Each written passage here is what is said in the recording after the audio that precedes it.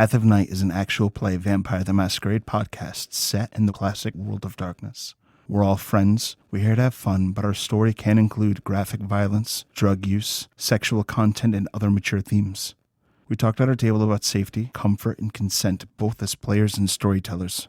We know what to expect. We're all excited to be here, and we want you to feel the same. So listener discretion is advised. Now, let's walk the path of night.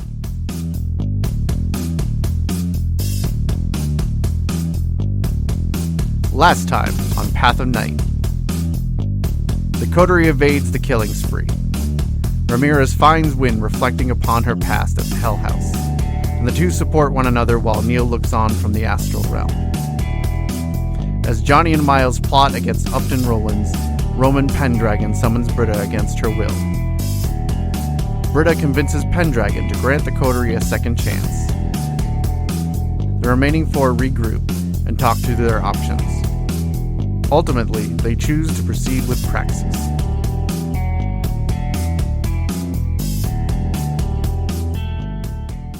When we pick up with you starting the evening, what are you doing? Given the events of last night, Wynn feels like she needs to get something from her haven. So, at a point when Miles is on a phone call and Johnny's chain smoking, and Neil's God knows where, she slips out of Britta's coffee shop, bar, art studio thing, and heads back to her haven. When you head back to your haven, there's a few things that you actually notice right away. When you get there, it actually looks like this section's been warded off. There's tape kind of like around the area. There's a sign saying like, do not enter. And as you kind of go towards that section of like the woods, that like the path is like blocked off by the city. You see kind of equipment set around your haven. It looks like there's been all kinds of like scans and samples being collected. And then you notice why. And the section of trees going around your, the little shack in the woods that you use as your haven, there are these orange and gray fatty mushrooms that have grown all across the ground, up the sides of trees. It looks like this whole little section right around where the weeping bear was has been completely overrun by this fungus. Wynn disregards the tape. It's her stuff. Nobody's going to keep her from her stuff. But she kind of takes a moment and stares at the mushrooms. And whether from the events of past nights or just a thought that she's now coming to terms with, she kind of starts pondering the nature of mushrooms in general and what they represent. The mushrooms are probably one of the few things she can't kill in any way that matters. Mushrooms are part of the entropy that is extant in life. And trying to do something about that is not dissimilar to trying to do something about kindred. She kind of comes to terms with the fact this might not be her fight. She wants it to be, because that makes it less scary. But at this point, she doesn't feel a whole lot of fear. And for the moment, she's task-driven. And she just sort of makes her way towards her haven. And when she gets there, she, assuming that either her hut hasn't been found or it's been ignored as some kind of indigent living in the woods and disregarded, which not inaccurate, she throws her army cot to the side and she starts digging into the dirt underneath it. And she does this with her bare hands, not caring how much dirt is getting under her nails, how dirty her hands are getting. And eventually she pulls out sort of like a bank safe deposit box, this metal box that is meant to withstand the ages. And she knows she shouldn't open it now because there's a time and a place, and surrounded by death that she can do nothing to control. Probably isn't the right time, but something in her just needs to know that it's all still there. And so she opens the lid and she starts sifting through seemingly very unimportant things. There's a roll of boxing tape that one would use to wrap one's hands. There is an old black and white photo of a girl with long dark hair wearing boxing gloves that are way too big, and a man behind her clearly lovingly coaching her how to throw a punch. And then beyond that, there is a single yellow, badly knitted baby booty made by someone who clearly wanted to know what they were doing and just could not make their fingers do what was in their head. And she kind of lovingly holds each of these things and just sits contemplating. We're not supposed to go anywhere alone. Jesus fucking Christ! Neil appears out of nowhere in the middle of Wynn's Haven, looking not directly at her, but at the things in the box in her hand. And without sort of addressing the fact that he apparently accidentally caused her some distress by just appearing out of nowhere, nods his head towards the photograph. That's your dad. Yeah. He owned a boxing gym. He let me bring water to the guys there. And then when I started getting old enough that the guys were looking at me differently, he started teaching me how to fight. I saw. She kind of gives him a look with a raised eyebrow. Yesterday. When you were alone in the woods up by Hell House. Well, not alone. Ramirez was there. We're not supposed to go anywhere alone, but you keep walking off. Or flying off, as the case may be. So I wanted to, She gives him a chance to explain himself. She gives him enough rope to hang himself if need be. He hangs himself. Very quickly. You flew off and I followed. I trusted that Britta had my body, and so I just followed, and you looked not okay, and you flew back out to that place, and I saw what you were thinking about, and I was worried, so you couldn't see me. I wasn't there, but I was there. I know. I heard you. I'm not glad. The whole time, but... Well, I just watched. You seemed pretty deep into it, but I didn't want you to be alone. I don't... She kind of looks at the box of stuff again and touches it all. I don't like feeling like this. I don't like not feeling. I don't like the absence. I've been here before. It fucking sucks. This is all new to me.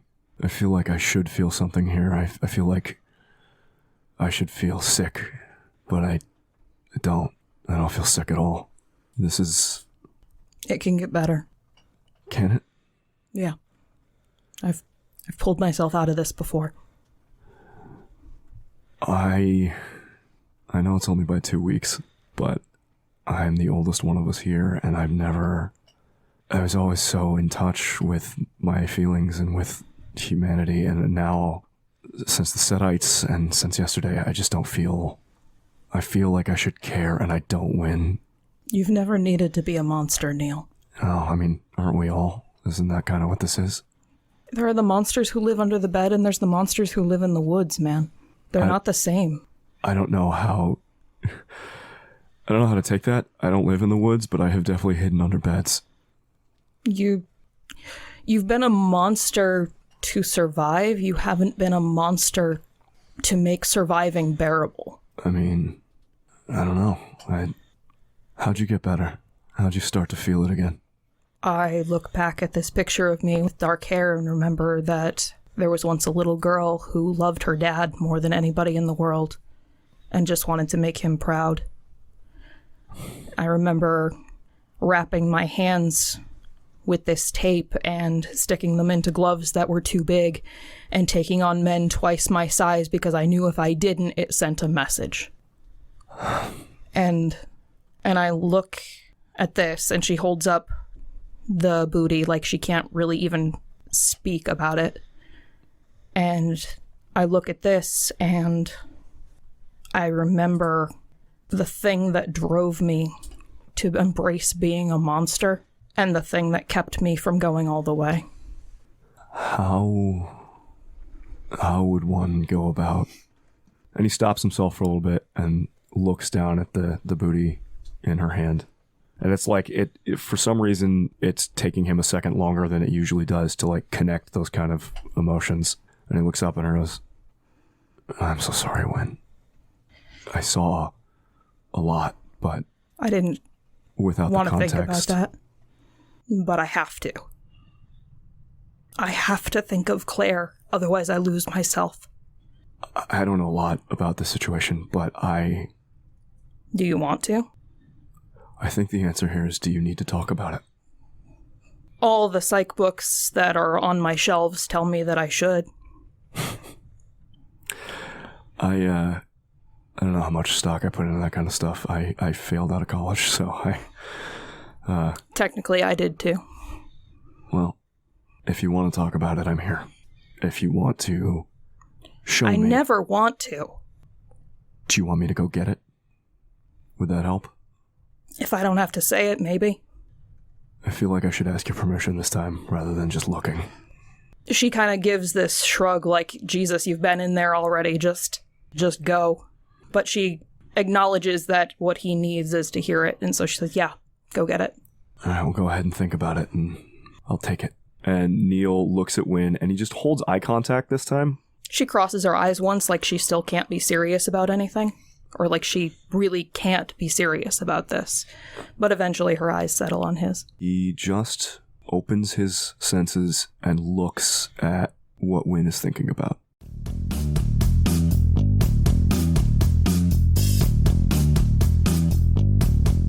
There's a very young Wynn with all the hair on her head, nothing shaved. Her eyes are green, but not the seagull green, like normal human green.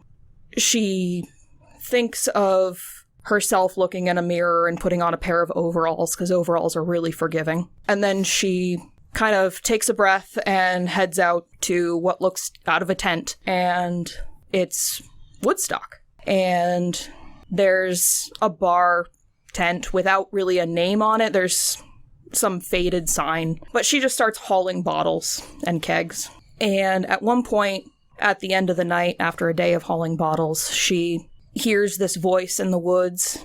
It's a man, he's good looking. And he kind of comes over like he's got something to share with her. She heads over, and they talk for a few minutes, and then she says, well, I better go, knowing that she probably shouldn't risk not getting sleep.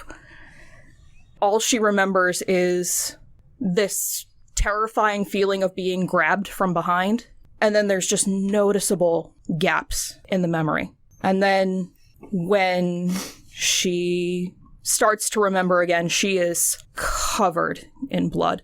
She has these things on her hands. They don't look like her hands anymore, but just these weapons on her hands. And she is in agony. There is no pain like this. This is monstrous. This is not natural. So she curls up in the woods, not even able to scream for the pain. Eventually, these monstrous hands just catch this impossibly tiny baby. And through Wynn's memory, you can see that it sort of blinks at her, and there's a sort of flash of light, and then it goes still. And you see the corner of Wynn's braid turn white, and she starts clawing at her head. She just screams. And it was as though the last human part of her is lying in her hands. And all that's left is a monster.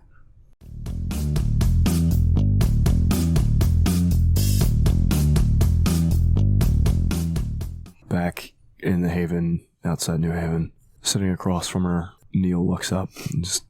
At this point, Wynn is bent over, head in hands, like she wants to pull the hair from the sides of her head, but there's nothing there anymore. He's just watching her and hesitates for a second, and then sort of kneels down as she's bent over and just puts his arms around her shoulders, gives her a hug, just holds her in the same way that she's done to him whenever he's had like panic attacks or just complete breakdowns, and just doesn't try to say anything, just holds her there for a little bit. I fucking failed. I was a inhuman killing machine, and I couldn't protect the one thing that needed protecting. And I can now. And I have to remember why, and that's why Claire is so important to remember, Neil. And I want you to see her. And I want you to think. I want you to find the Claire. He's quiet for a minute. Hasn't really let go yet. There's this idea that the more an idea spreads, the more it lives, the more understanding it is. So Wynn, I know. No, you don't. I can't not know. I can't not see. I know that she existed now. And that's 2 people. And that's more than it was yesterday. And I can't know, you're right. And honestly, if this is what brings you back, if this is the pain that you need to bring you back, I'm scared, Wynn, because I don't know if I have that. I don't have... Do you know what Claire means? The meaning of the name? Yeah. No. It means light. She's my light in darkness, and now she's yours. Okay. I'll try. She kind of pats his hands as they're wrapped around her, kind of that heavy, comforting feel. And she puts the booty in his hand and wraps his fingers around it. Just hold on to her, okay? If you need to hold it for a long time, that's okay. I've got her. When I'm a keeper of things. I know where you live. I don't... I think you need to keep this because I'm not going to stick around for a little bit. Before she still kind of holds his hand shut. He hasn't moved to, resist that at all. Not physically, anyways. Before I get to that, though, we should probably talk about Ramirez, if you're up for it.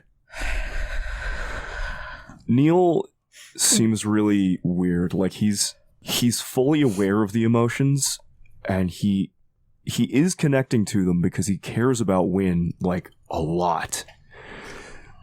But usually where he's just empathetic to the point where he's like a raw nerve where he's feeling what other people are feeling. Right now, he's got this body language and attitude like he's an observer. Like having never been here before, he doesn't know how to connect in that same way. And you can sort of see him trying, but he doesn't have it ever since yesterday.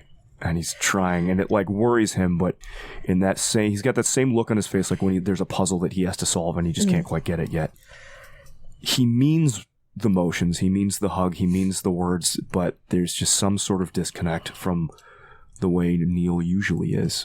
He looks at her and nods again, nods to himself, and goes, "Yeah, are you okay to talk about Ramirez? Do you need a minute?" Wynn kind of shifts, but definitely leans into him like she's like, "Yeah, I'm gonna move, but don't you dare. Don't you dare move from this." And she wipes her face. It's all bloody and pink at this point as she wipes it away. And she kind of looks at him.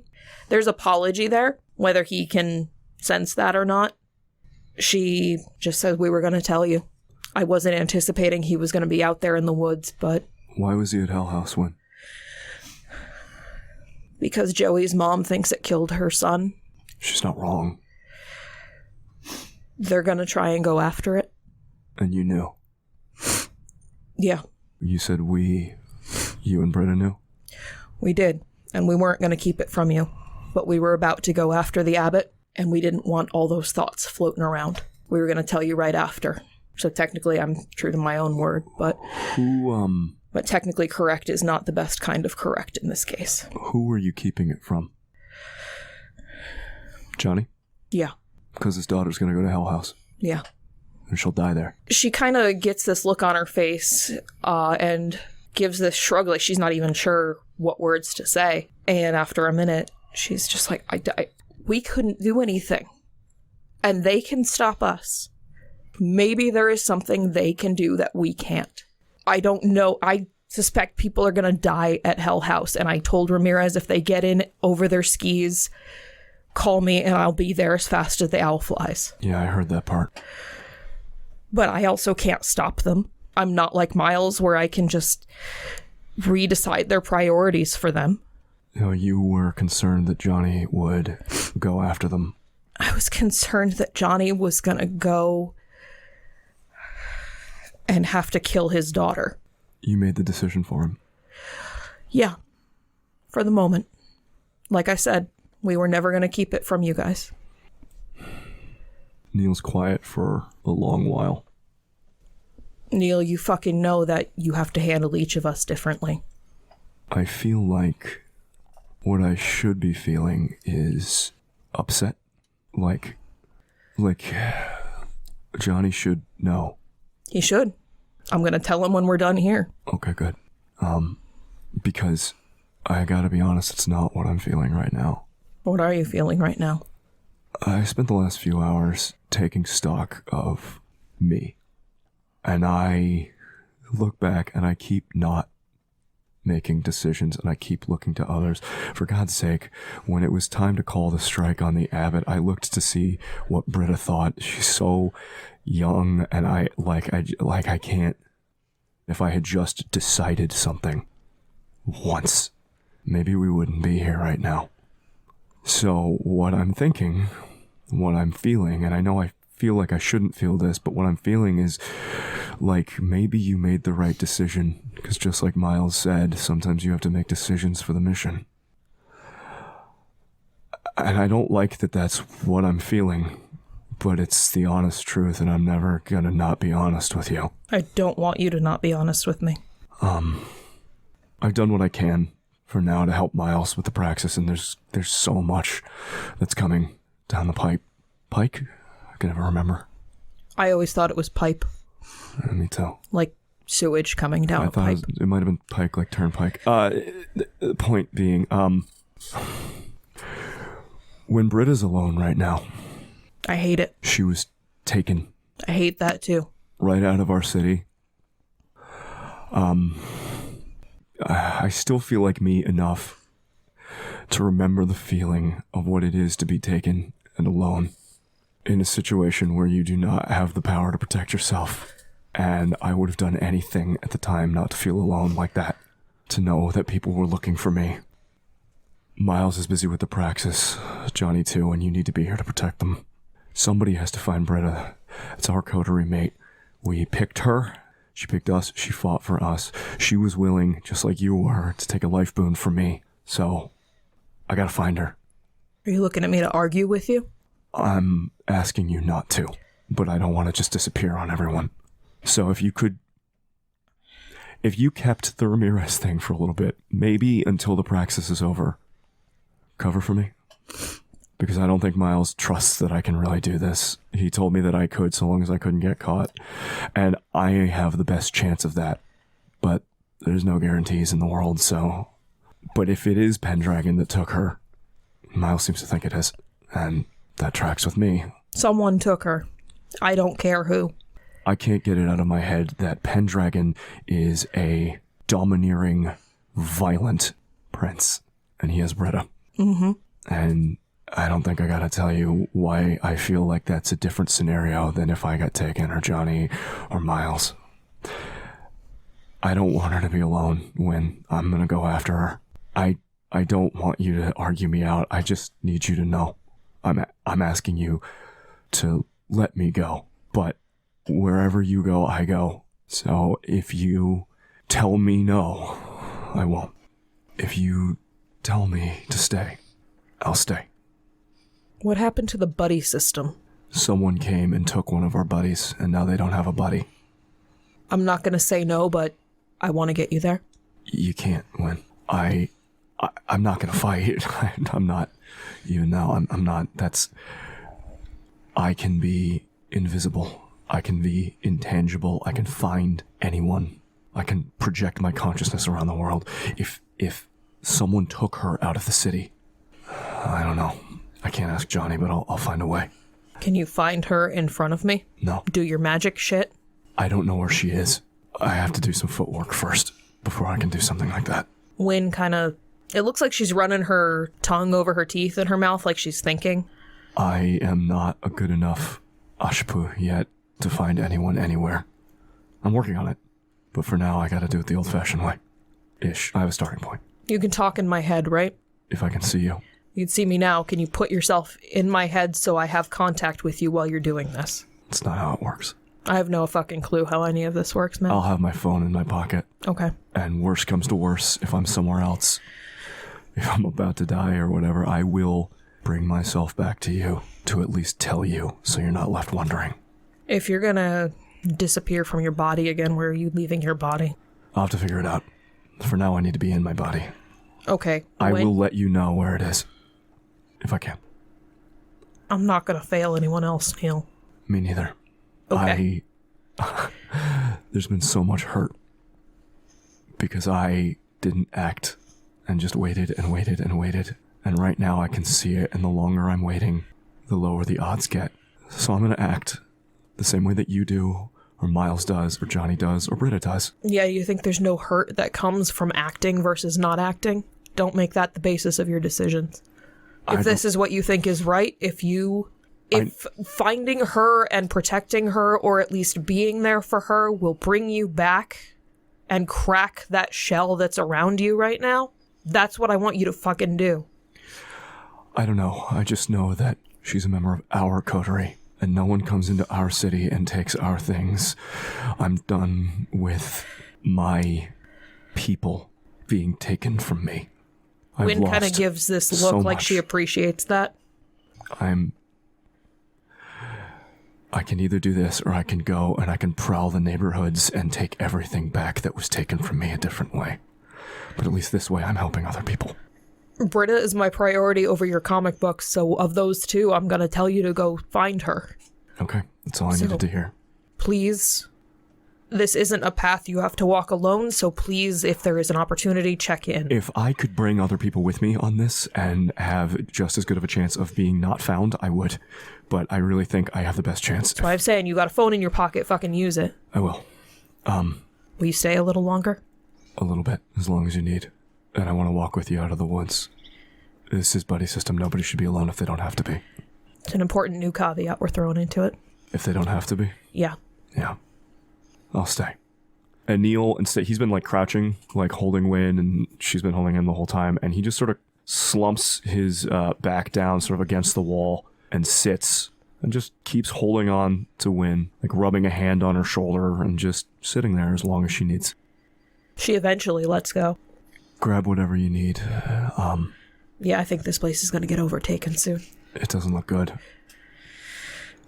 And in the meantime, if you need a place that's not Britta's or I mean, everybody should be trying to stay together, but if you want to stash that somewhere, and he nods towards the box, down where I used to grow my plants, there are plenty of places to hide it down there, and I moved enough clay and earth into there to cover the tub that there's plenty of places for you to put it if you need. I appreciate it. I also understand if you want to keep it close for a little while. I need to find a new place. I need to find a new place to grow from. I hear that. We'll find it. We will. I promise. Miles can help with that, obviously. Miles is much better at finding places than I am. Wynn does let out a laugh, and it is a little bit unsettling. Just because she is generally a murder hobo or a very sad mama bear. Seeing that he made her laugh, Neil kind of smiles and relaxes, like, and his face looks vaguely more human for like the first time since he got here. There you are. And then he stands up and starts to fade back away again. She squeezes his hand before he completely disappears. You ready to go? No, but I think it's time.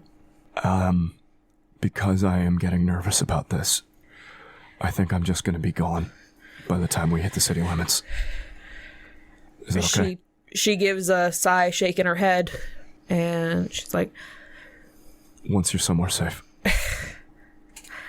They're gonna kill me, Miles and Johnny. You don't have to tell them I told you. You can throw me under the bus. I think I'm that's not totally fine. throwing you anywhere. You're fragile. I'm not gonna break you. Hurtful.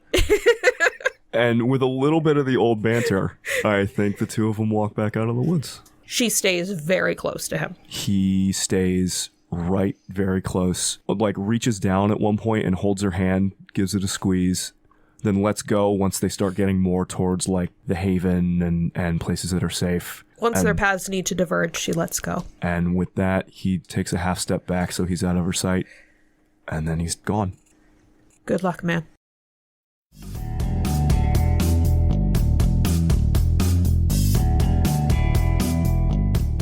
Britta, you ride the limo, and you have what is on the surface a very pleasant trip to West Hartford.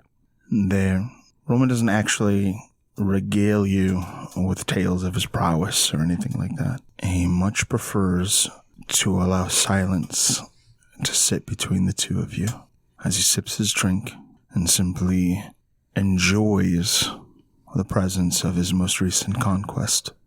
And then you arrive to West Hartford, specifically to the Vanderbilt Mansion. And there are these massive gray pillars at the entrance to his haven. And right away you notice the very subtle but ever-present patrols of Brujah servants. Do they appear to be ghouls, or do they appear to be Brujah? They are Brujah servants, as to make it very clear that he keeps kindred the same way kindred keep ghouls. How many of them do there appear to be? You catch a half a dozen, but you can probably assume there are more. Is it clearly West Hartford by the look of it? I don't think Britta's ever been in Hartford, and she would only have really pictures and like TV to go off of. So where you are right now is largely just on a hill with really just this mansion kind of capturing your attention.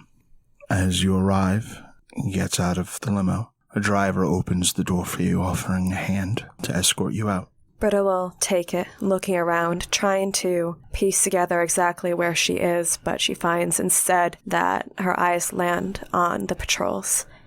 She counts them a bit, but she quickly redirects her attention back to Pendragon. Pendragon does not seem to look at you and simply expects that you follow as he heads up the stairs. And then at the door, he opens it himself and then holds it open for you.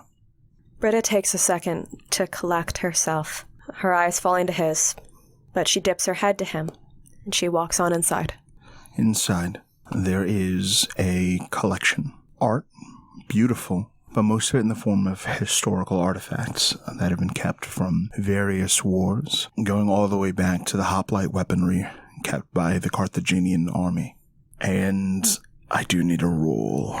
Her eyes are immediately falling to the first piece of art that is in front of her as she's looking all around already. This is self-control? Yes, your difficulty is 8. One success, that's an 8. Okay. You manage to keep your wits about you. Soon, as he turns to speak, there is a pause as the two of you are interrupted, and a young man who is seemingly waiting in another room begins to approach and bows at the door. Your Grace, I have come to deliver a gift from the Toreador Primogen. And he turns, though you're not sure whether or not the Primogen notices. There is a look of irritation on the, cold blue eyes of Pendragon. And the Toreador Primogen comes forward with what looks to be a fencing sword that is exquisitely crafted. You can keep the roll you already made. Okay. And he holds it up with his hands and offers it to his prince, very careful to keep his eyes down on the ground and show his subservience to Roman. Though Britta is able to keep her wits about herself, she still gravitates in her gaze towards all the art, towards especially now the focus and this sword going into Roman Pendragon's hands. And the attitude is the only thing that draws her attention away between the two of them, watching their patterns. Roman accepts the sword. He draws it and seems to examine the quality of the weapon. The Toreador Primogen bows again, and with this nervousness permeating from him, steps out and kind of leaves as quickly as he came. And Pendragon, who is examining the quality of the sword, looks to you. Tell me, your prince, what has he done for you? What has he taught you? There's a long silence as Britta is trying to sort through. It seems like the first thought wins out, even though she might not actually want it to. That sometimes there's no choice but to trust. He taught you to trust among kindred. That choice would be revoked. I see. Did he teach you about why the Camarilla exists? About why we play the games that we play? When I had first arrived, he spoke about domain and leading. Do you feel it? The way your beast reacts to one life. The way it drives you to act upon hunger. The way it compels you to protect the things that you love, the things that are yours. Can you feel the violence that it urges you towards? Britta looks down, but she answers, "Yes, I don't want to. You asked me what he taught me, and one of the first things was how to pop out my fangs." Fangs. More than fangs. More than blood. He kind of very quickly, with this motion that can't actually be tracked with your eyes, presses the very tip of his sword to your chin and kind of forces you to expose your throat to him. That monster that lurks in you, it resides in all of us. And that is why the Camarilla exists. Because it must express itself. And these courtly games, this intrigue, is the only reason that we do not simply destroy each other and take what we want. And it is the only reason that I will be playing this game. Now, he does not remove the point of his sword from your chin. Britta makes no effort to not be moved. She is fluid. She lets her chin be tilted up to him. You are my prisoner, my captive. And so long as you are mine, you will be but a hair's breadth from destruction. And he kind of puts the sword away. And you will remember that. You will remember that when we leave. In Rhode Island, in Newport, an ally of mine is holding a gala. You are coming with me. And you will serve as a symbol of how the politics that exist between Hartford and New Haven are going. Britta stays very still, keeping her chin up as he had directed. And at the mention of Newport, Rhode Island, the identification, the tiny scraps of information that she had heard about it in the past, flit through her brain very quickly. But keeping her own eyes fixed on his, she nods just slightly and says, "Yes, Your Grace." Good. As far as my allies need be concerned, you are the embodiment of New Haven, for all your scandals and the fame you have acquired, being acknowledged in Boston. Britta's eyes flick down and then up at that, a trace of self-consciousness showing through. You will serve as the fabricated representation of my conquest over New Haven. Fabricated representation. You weren't acknowledged by accident. You told Quentin King to do what he did. Yes. And the things that he did there, he did apart from that, because of you. Yes. It is why I sent you to Boston. And you and him, you had spoken about talks that the two of you had had about our coterie. If I have to walk you through it, it would be a terrible disappointment. What are you wearing? So, just for description's sake, she is wearing the red leather jacket that Johnny gave to her. That's the top layer over a black long-sleeve shirt with a boat neck, and the gloves that she's worn today are satin stretch. They probably go up a decent length up the arm, but you can't see beneath the jacket and the shirt. And relatively practical pants, boots. It's what she wore to kill the killing spree. So what she answers Pendragon is, we were going after the abbot, so it's practical. I see. You can kind of see in his expression that he is more lenient of your attire due to what you were doing. And the abbot is addressed. We've killed her, yes. I see. For all that fussing about my methods. My servants are going to escort you to your room. There, you will be provided with something appropriate to wear. You will be bathed, and you will be cared for. Britta looks like she's trying to stifle some confusion, but instead she settles on the next thought and she says, Your Grace. Yes? you were talking about your methods, and yes, She takes an unnecessary swallow, trying to steady her voice, and no longer is succeeding at keeping her chin up tilted where he had placed it. She finds herself looking down again, as she continues on to say, It didn't feel so different from what you were talking about, no, and we should have seen that before. There is time yet. He kind of moves, sort of again expecting you to follow him. She does. And he heads into a parlor, again, beautifully decorated. All right. Would you like to describe how beautifully decorated before or after I roll this? You're going to roll first. Gotcha. What's the difficulty? Jokes. It's definitely a wash. There's a 10, a 1, and a 2. All right, that's a wash. You follow him, and in the room, there is a gorgeous piano and sitting space and oil paintings that are arranged such that you find yourself lost in them. Britta had steeled herself, trying to walk her own feet into Roman Pendragon's haven, at least for the first room, but something about going through another doorway makes it so real. And deeper in, her eyes linger on the keys, and she is lost.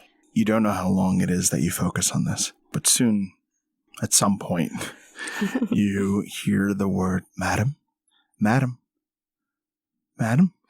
She kind of shakes her head and tries to come back into focus. After kind of turning, you see a young woman, maybe a little older than you, at least in terms of appearance, and she is dressed as more of a servant than an actual guest of the prince. His Grace insisted that you were cared for, provided with a bath and clothing. Yes. What's your name? Maria. I'm Britta. It is a pleasure to meet you, Britta. You too. She kind of looks over her shoulder. As Grace doesn't often keep guests like you. At the mention of Pendragon once more, Britta realizes, having come back into focus after the trance, that she definitely went into a trance around Roman Pendragon, and she does a quick check over herself to see if just anything's different. The only thing that is different is that outside the windows, there is this lightening of the night sky, like dawn is approaching, and Roman is not in the room. Spotting that the sky has gotten a bit lighter, her eyes fall back to the woman she's talking to, and she asks, what does that, what's different about me, if you don't mind me asking, please? His Grace does not prefer the company of guests. She gives this look like she is going to be accommodating, or you start kind of getting the impression that she's not overly thrilled that you're here. He's normally alone in here. Yes. Left to his studies. So why are you here? Politics. Oh, okay. All right. Britta doesn't look sure when she says it. Why don't I drop a bath? Thank you. She leads you to this room, and the room, I'm not going to have you roll again. You can. But it is again just absolutely gorgeous. Incredible use of candelabras. The fireplace is huge and set into the wall and perfectly arranged. And of course there's this just massive, ridiculous bed with a canopy. How many successes do you have on this roll? Double botch. Okay. So she brings you into the room and you examine the canopy, and your hand kind of runs along the soft bed, and you just come to again in another room, having been guided. And there is this massive bathroom that is almost the same size as the room that you were just in however long ago. You're starting to really feel the weight of the sun at this point coming. And there is a bath that is drawn for you.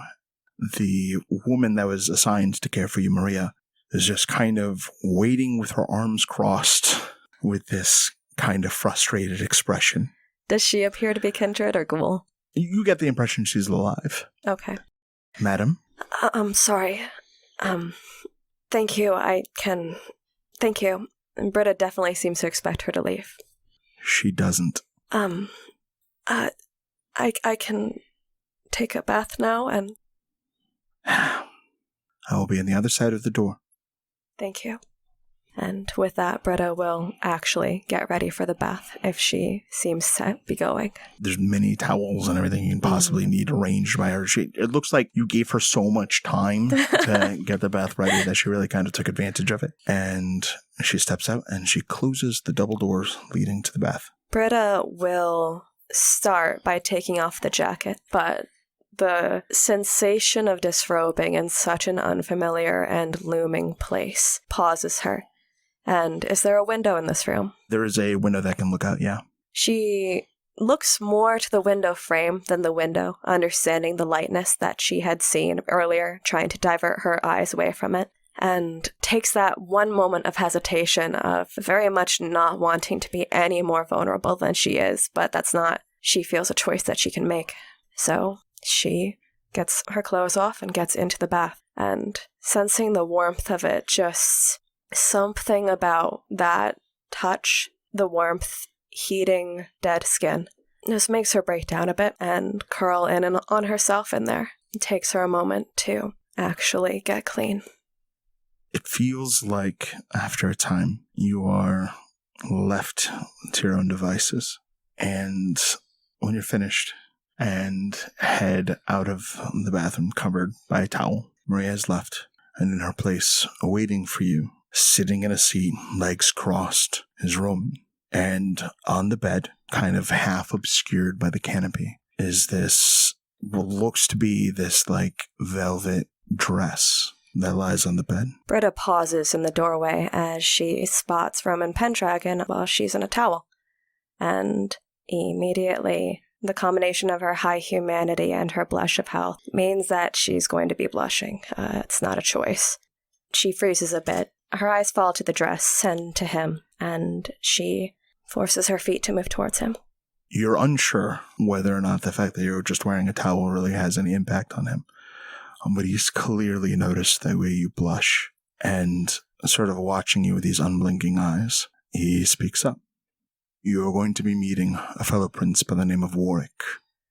Understand that he has a certain disdain for the Toreador. You will not be the only Toreador there.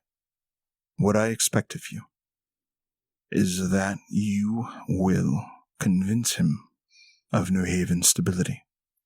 I understand that there is trouble in your domain. You will leave it out of conversation.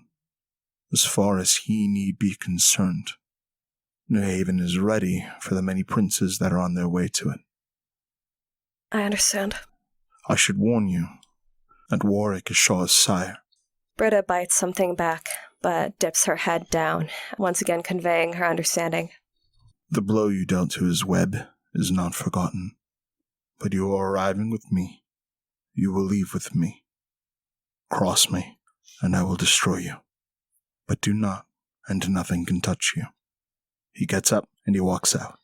Britta waits until the footsteps have completely faded, before taking in a breath that she doesn't need as an undead kindred, and just leaning against one of the posts of the bed, clutching the towel closer and trying to pull herself back together. Takes a few more breaths that don't help before steeling herself to look at this dress. Yeah. Yeah. Yeah. Yeah. It is nicer than anything you have ever seen Elsa wear. Yeah. Britta dies. What a dick for explicitly picking a dress that is nicer than any of Elsa's dresses. What a very specific petty dick move. His whole home is a Toreador trap. Oh yeah, it's awful. Yeah. No Toreador assassins here. Well. Oh, shit. Damn! Difficulty? 9. 110. Oh, shit. Get it, girl. I've got a whole list of questions about this dress, so I'm going to have to ask.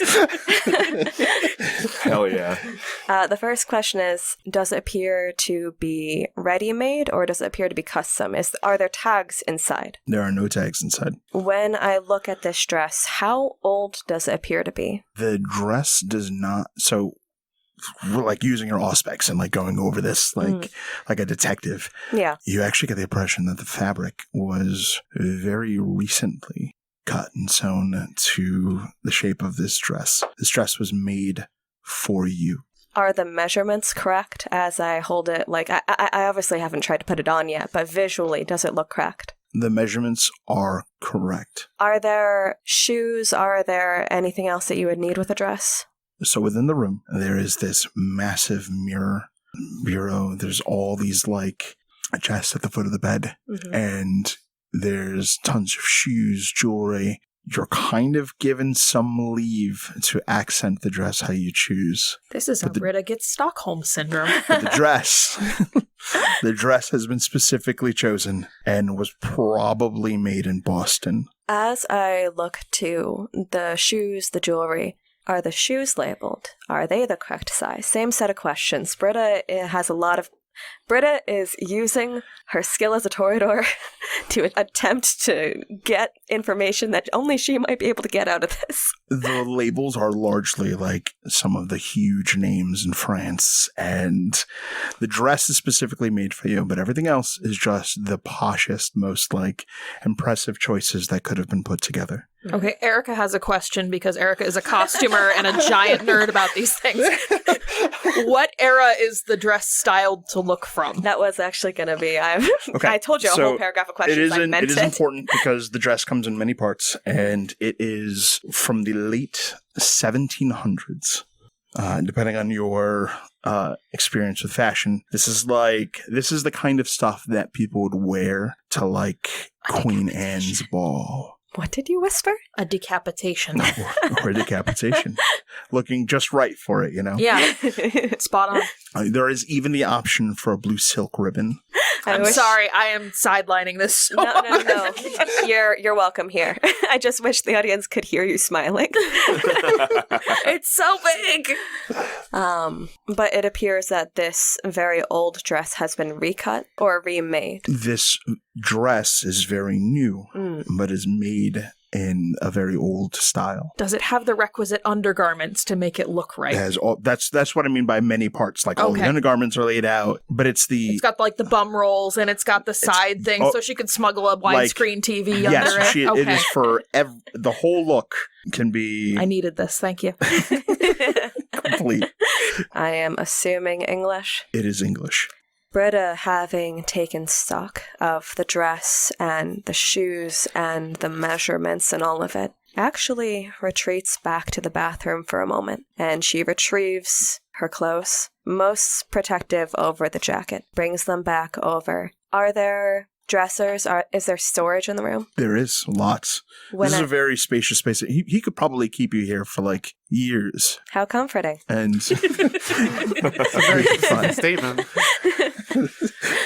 As I go to open a dresser, does it have things in it, or am I putting it into an empty dresser? So for the most part, there aren't actually clothes, but there's enough that you could probably be comfortable for a few weeks without having to rewear the same thing.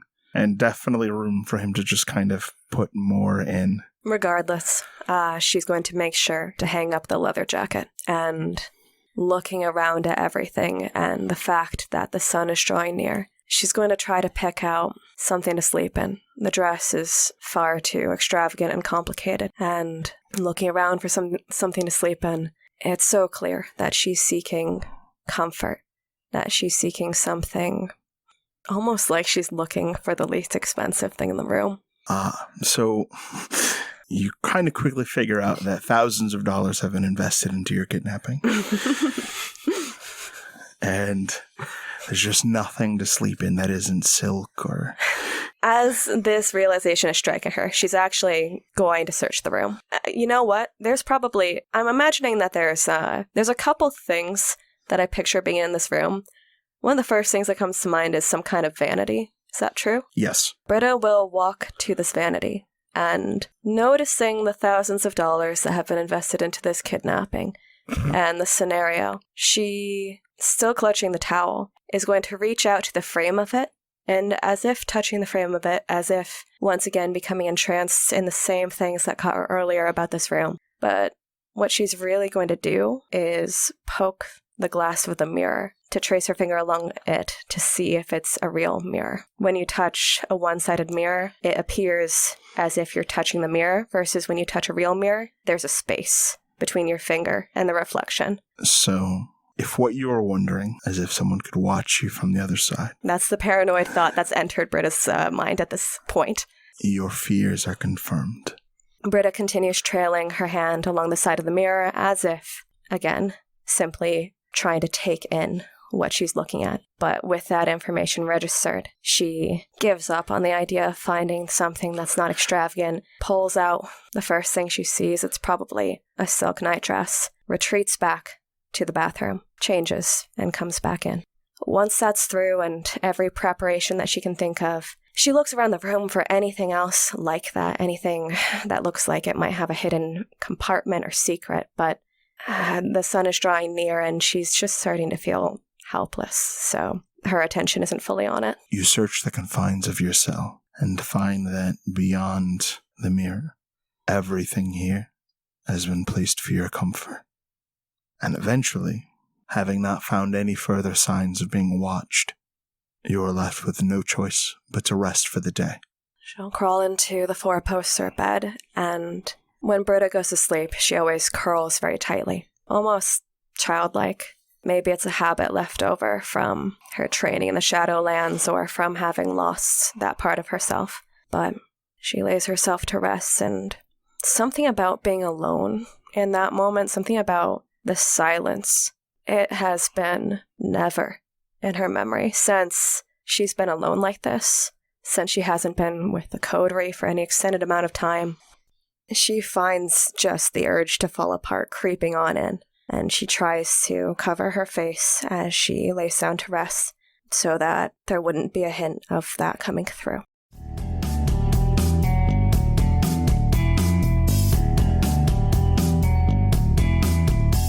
Miles, Johnny, it's the two of you, alone in Cedarhurst Cafe, Britta's haven. Britta is gone. Wynn has fucked off to who knows where. Neil might be in this room, might not. In all likelihood, it's just the two of you, smoking Morleys and brooding about what comes next. Johnny has a lit Morley, hanging out his lip. He paces over to the front of the door, looks back and forth along the street just to make sure we're alone, walks back over, and from the holster under his jacket pulls out the matte black axe, puts it on the table, and gives you a hard stare. We have a praxis to take, Miles.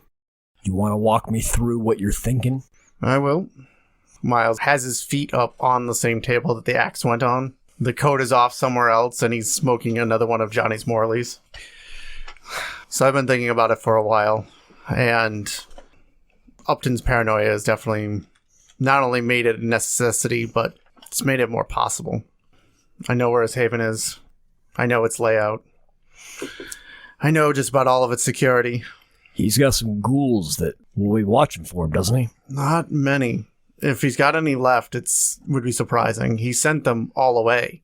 All of them? The paranoia. Yeah, I don't know if he's kept any. That I haven't got that information, or if he's picked up any new ones that maybe he can trust more. But all of his old ones, whatever Quentin hit him with, has caused him to be deeply paranoid of all those around him. He wouldn't even let his ghouls dress him.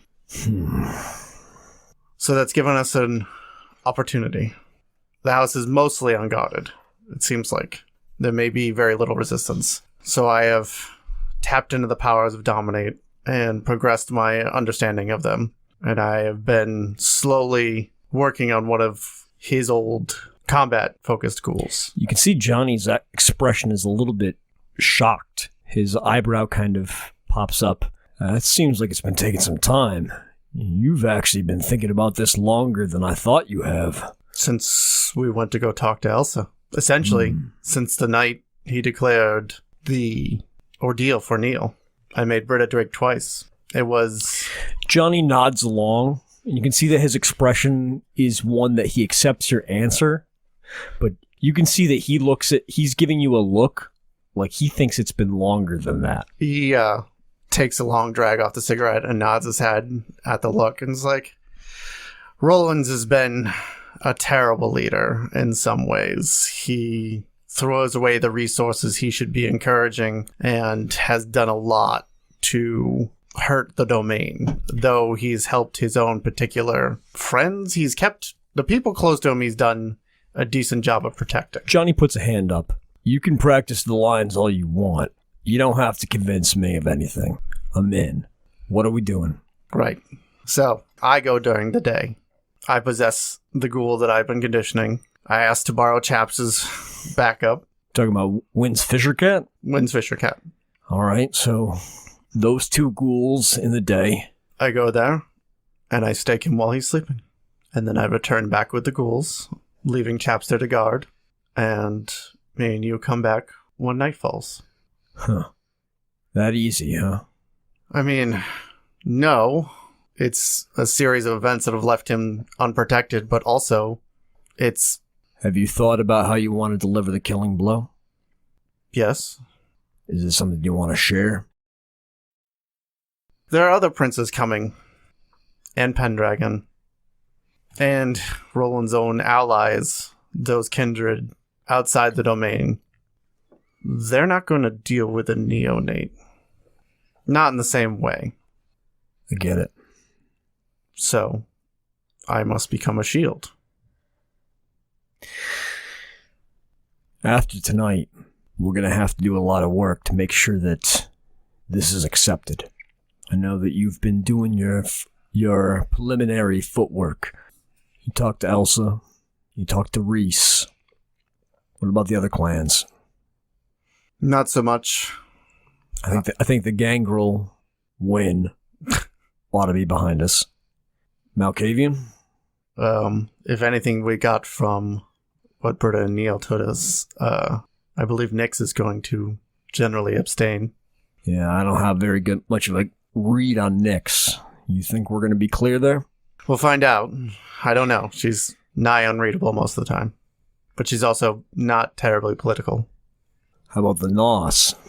I don't think Renwick is a fan of Roland's or anything part of the Gemini League, but he certainly isn't a fan of our coterie. I'm hoping he's done some research, but my plan is to talk to him afterwards. I think if he's amenable, he seems like an excellent scourge. That does leave Clan Bruja. I'd like to say that Clan Bruja has her back, but unfortunately, I think you've just got me, Jane, and unfortunately, she's in the hands of who knows what, and Weathers, who, if he's giving lip service to the domain still, will be here, but I think he might as well be counted as gone. Well, I would like to get Jane back, and I've liked to put Jane into some point on this court. I would check with Elsa, but I'm not opposed to her being a seneschal. And I think it would go to some degree for making the Bruja feel better. Jane is seneschal? Jane is seneschal. I like Jane. That would certainly be a win for the Bruja, and I think she would do very well. But we will have to get her back. Yeah. Either way, calling the Bruja together is going to be a make it or break it moment for you, I think. I was thinking about going the Shaw method, making sure they're taken care of. That's not a bad idea. I need to figure out a good way to do so, but... We can call a rave. It's a Bruja meeting, kind of like a rant, but we're allowed to bring outsiders. Just because you've claimed praxis doesn't mean you can just show up. Well, I could certainly bring you. I could talk to... Hell, I don't know who to talk to. Maybe Amara. Get her to bring somebody else. If Weathers will pick up my call, I can get him to bring somebody. But we can jump on this. Try and make sure that the domain is solid afterwards, but it's going to be a precarious situation. I expected as much. Pendragon could show up, and he's going to have the ear of the Bruja, so we better have some things to give them, whether that's status, a feeling of protection, something. Sounds good. I mean, I'd planned on trying to get to the Bruja back, but also just to make this domain better for all the kindred living here. There certainly isn't as many Brujas as there used to be, but there's enough that they are an element that I think could secure your place as the new prince. This is not where I wanted to be at this time, but here we are. I'll start looking into what we can do to get this rave off the ground. It won't be as good as if Jane was around, but I'll try my best. At that point, the door kind of creaks open, not as though she's trying to sneak in, but she's just moving a little slower.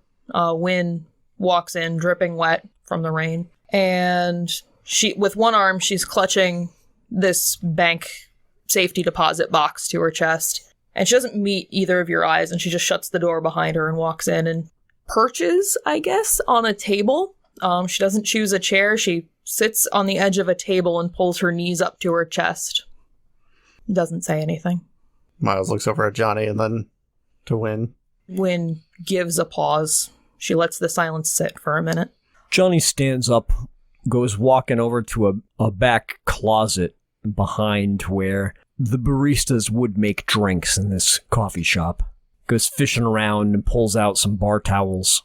Comes walking back over to where Wynn's perched up, sets him down next to her, and offers her a cigarette. She doesn't really seem to acknowledge that the towels are there. She takes a cigarette, but she just kind of folds it between her fingers, like magicians would do with a coin, just kind of dances it over her fingertips.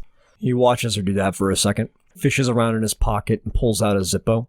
He doesn't actually light it. He just motions to see if she wants a light. Almost on reflex, she'll reach out with the cigarette and let him light it. He does so. I don't know where to start. About what? I didn't mean to keep secrets. It's kind of part of the job. It's kind of part of the lifestyle. Johnny, you should not be forgiving me right now.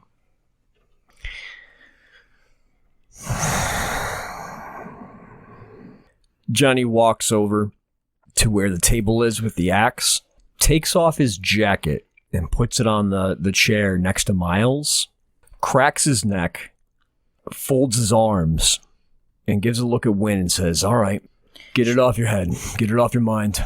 What's up?" Do you want me to start with Neil or the humans? Is Neil safe?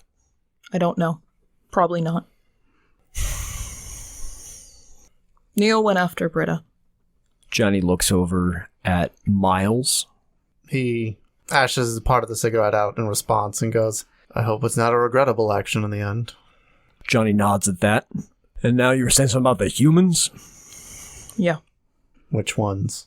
The ones whose house we couldn't get into. Johnny's daughter and Joey's mom. Suarez group. Ramirez. What about them? Johnny, you're going to hit me at some point. Do you want to do it now or do you want to do it after? I don't like all of this. Just, assumption that I'm going to do something stupid, so just out with it. Ramirez came here and talked to Britta and me. He wanted information about Hell House because they're going after it, because Joey's mom thinks it's what killed her son and she needs revenge. They are all going after it. Hell House. 123 Ogden Street. Where Vito kept that thing. Yeah. When did they tell you this? Before we went after the abbot. Earlier tonight? Before that. And I took your choice from you, Johnny, and I fucking robbed you of the opportunity to have a father's rage. And it was a dick move. But I had one of two choices, and I went with one of them. How long ago did they say they were going to do this? Less than a week. And I saw Ramirez. He was doing reconnaissance. They hadn't gone for it yet. I see. You can see that Johnny his eyes are darting back and forth, and he's kind of on edge. His fingers are kind of typing at something that's not there. He talked to Britta and I less than a week ago about their plans. And Britta and I, Jesus Christ, anything I say feels like it's gonna be just fucking patronizing as shit. They haven't gone yet? I don't think so. Can you get in touch with them? I can call Ramirez. I'll give them a call. I don't think you should. Please, don't take this from me as well. I will give them a call. Miles, you need to let her know about everything we're doing tonight. Plans on for tomorrow, and we're going to go in tomorrow night, correct? That's correct. Well, more like the day after, but starts in the day. I gotta go make a phone call. Johnny heads to the back room. Johnny, what's your fucking goal? He just heads to the back room and doesn't respond. God, I wish he had fucking hit me. You shouldn't have presented it to him. He might have just taken it then. Yeah, I have kept enough from him. Yeah, no, but I'm just saying that. Anyways. So how's the rain? Wet. Where you been? She kind of looks down at the box that she's holding. I had to get something from my haven. I don't think I can go back there. It's cordoned off, public health, I think. Something. The mushrooms have grown. Shit.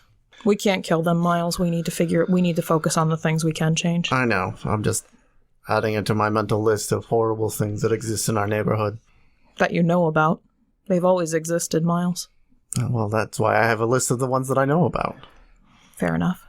Especially if we're talking about the fact that this is soon going to be a domain we're running. Bitch said what? You were here for the Praxis conversation earlier. Yeah, I didn't think you were serious.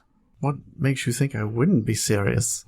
The part that you were real keen on making sure that no one took Praxis from Upton Rollins. Yeah, well, I have different general orders from my sire at this point. Not orders, I don't want to make it sound like he has given me a choice.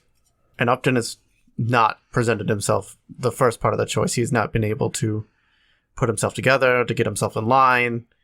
So, if we don't do this, these 12 princes coming up here are going to run ramshod all over this domain. Roughshod. Whatever. Read a book. I've read a lot of books. I'm sure you have. Just not in a while. Also, why are we poking at me right now? I don't know. It's instinct. Okay. So, they're going to cause essentially a civil war if they come up here and this domain is not together. It's not going to be fucking good. No. Why are they bringing them here? That's where they're bringing him? I'm assuming it's probably because most of the rest of the East Coast is following. Yeah, but there's why not send them to Maine? Let's keep them out of harm's way. Have you been to Maine? Yeah, I have. It's really nice. Yeah, that's probably why they're not. Have you ever eaten a moose? It's a really good meal. I have not. Look, I don't think your tastes run parallel to the tastes of most other princes. Yeah, tell me something I don't know. Okay, well, that's why we were talking about why they wouldn't go to Maine. Yeah, but they're not princes right now. They're just people. Right, they're just displaced princes, which means they are people of power and status and of most likely violence. So why would they send them to a domain that is not stable? Or that is right in the line of fire? There's something else going on. I don't have all the information. It's compartmentalized. Of fucking course it is. Okay. That's not a dig at you. That's a dig at the fucking Camarilla as a whole. I get it. I get that this is mildly confusing, but also we ended up on the side of making sure the prince is safe, partially because his allies were Reese and fucking Shaw. Now I have the image of Reese fucking Shaw. Thank you for that. You're welcome. My present to you. Thank you for that. Wynn can't keep the smile from cracking on her face at this point, and she just kind of finally, having not made eyes at anybody, finally meets Miles's eyes. He's still kind of relaxing on the table. There is definitely an energy, and this is mostly a projection. We're doing this for a lot of reasons. Do you want a personal one, or do you want a domain one? I don't need a reason, Miles. You said that we need to take Praxis, and I trust you. You were just questioning why the change. You fucking met me. I question everything. All right. So we're doing I'm it. a shit stirrer. Yup. Thank you for not arguing that point, because I would. Gee. I don't know, man. Unlike a shit stirrer that you are. I don't... How much do you want to know? I want to know everything. Do you want to know what's up with Neil? He decided that he could go after Britta because he thinks he can't get caught. He decided to go after Britta because he's tired of not making a choice and having bad things happen anyway. I mean, great. Making choices make bad things happen too, so I get it. I told him, but I think he needs this. Sure. And he's probably not going to get caught. And he's got a cell phone, so... He's very prepared. Look, I can't stop him. My job isn't to police you people and your actions. As I said before, let's hope it doesn't become regrettable. Because if it does, I'm not sure about my own response. Wynn just kind of shakes her head and shrugs and just like, I feel like our knights are increasingly losing control of who's pointing what guns at people. I very rarely lose focus on the people threatening those around me. I really wish Johnny hadn't left. Ramirez says that some guy stormed into the house and took Jane, and it really sounds like it was Weathers. I mean, that's fantastic news. It is. That's why I kind of wish Johnny hadn't left. I probably should have led with that. That would have been a good one, yeah. Can you teach me how to talk to people better? I can. That would probably be for the best. Yeah. I mean, I'm fucking Primogen. Who fucking let that happen? I mean, Jesus Christ. Well, you killed the last one, so that's kind of how it happened. He had it coming. Well, that's how you end up being Primogen. So the biggest thing is, just take a second before you say things. It's like the biggest... I don't follow. Yep. That's all you have to do. Just stop, think about what you're going to say, then say it. Doesn't feel right. Okay, well, I can't teach you if you're not... I'm gonna try and internalize it, Miles, Okay. but I'm just saying my gut instinct, which is to say anything, says that I should say that it doesn't track. All right, I'm going to say something. That sounds like a Gangrel Primogen to me, so I feel like you're doing fine. She kind of gives a slow nod with a small smile. I mean, if you want to, like, take someone by surprise, you can change it up, but that's pretty much what people expect out of a Gangrel Primogen. I'm not sure people expect a Gangrel Primogen these days. We have one. We do. Good, bad, or indifferent. So. All right, so let me fill in the blanks. I might ask questions, I might not. Great. I'm going to give you this as mildly truncated to get to the point.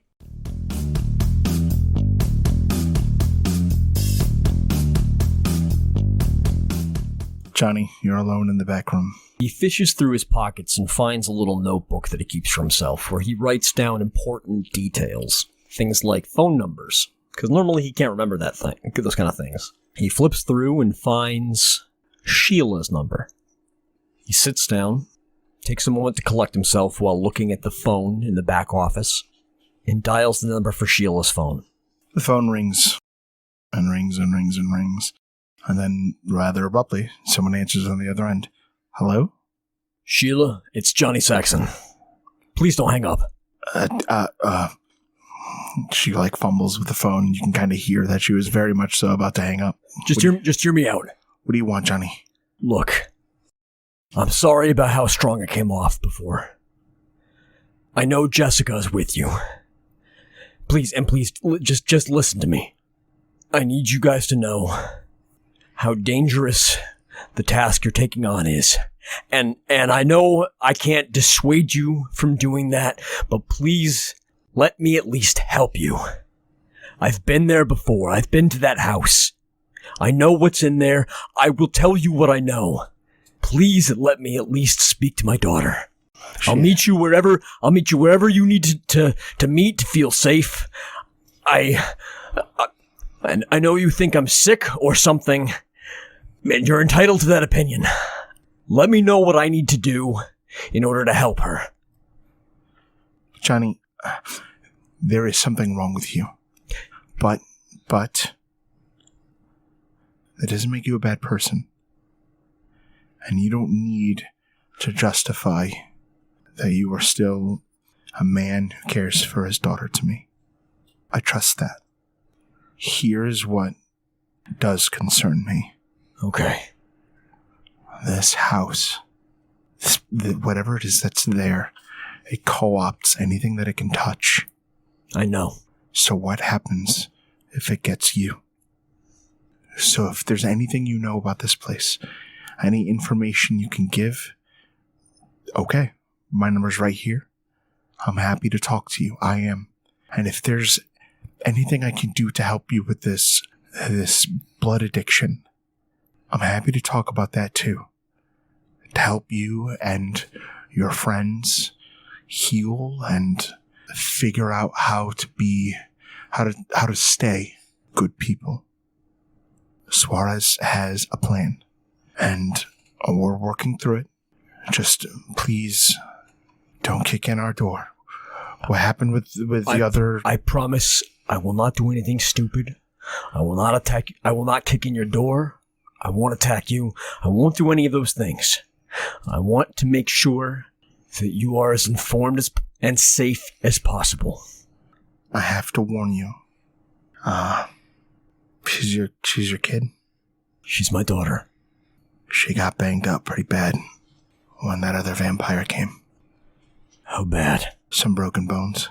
We're trying to make sure she ends up in good health and spirits before we head out.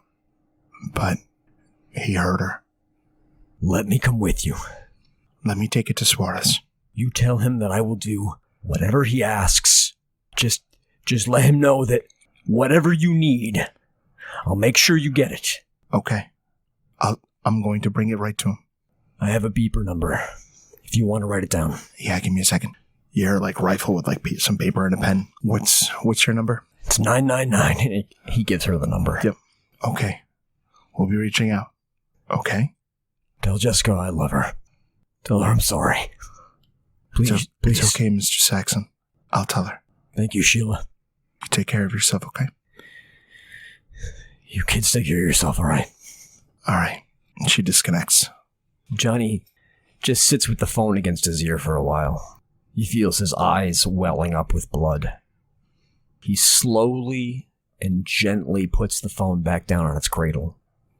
Puts his head down on the desk and kind of just breathes a shaky breath and is unable to do so because he's just racked with sobs.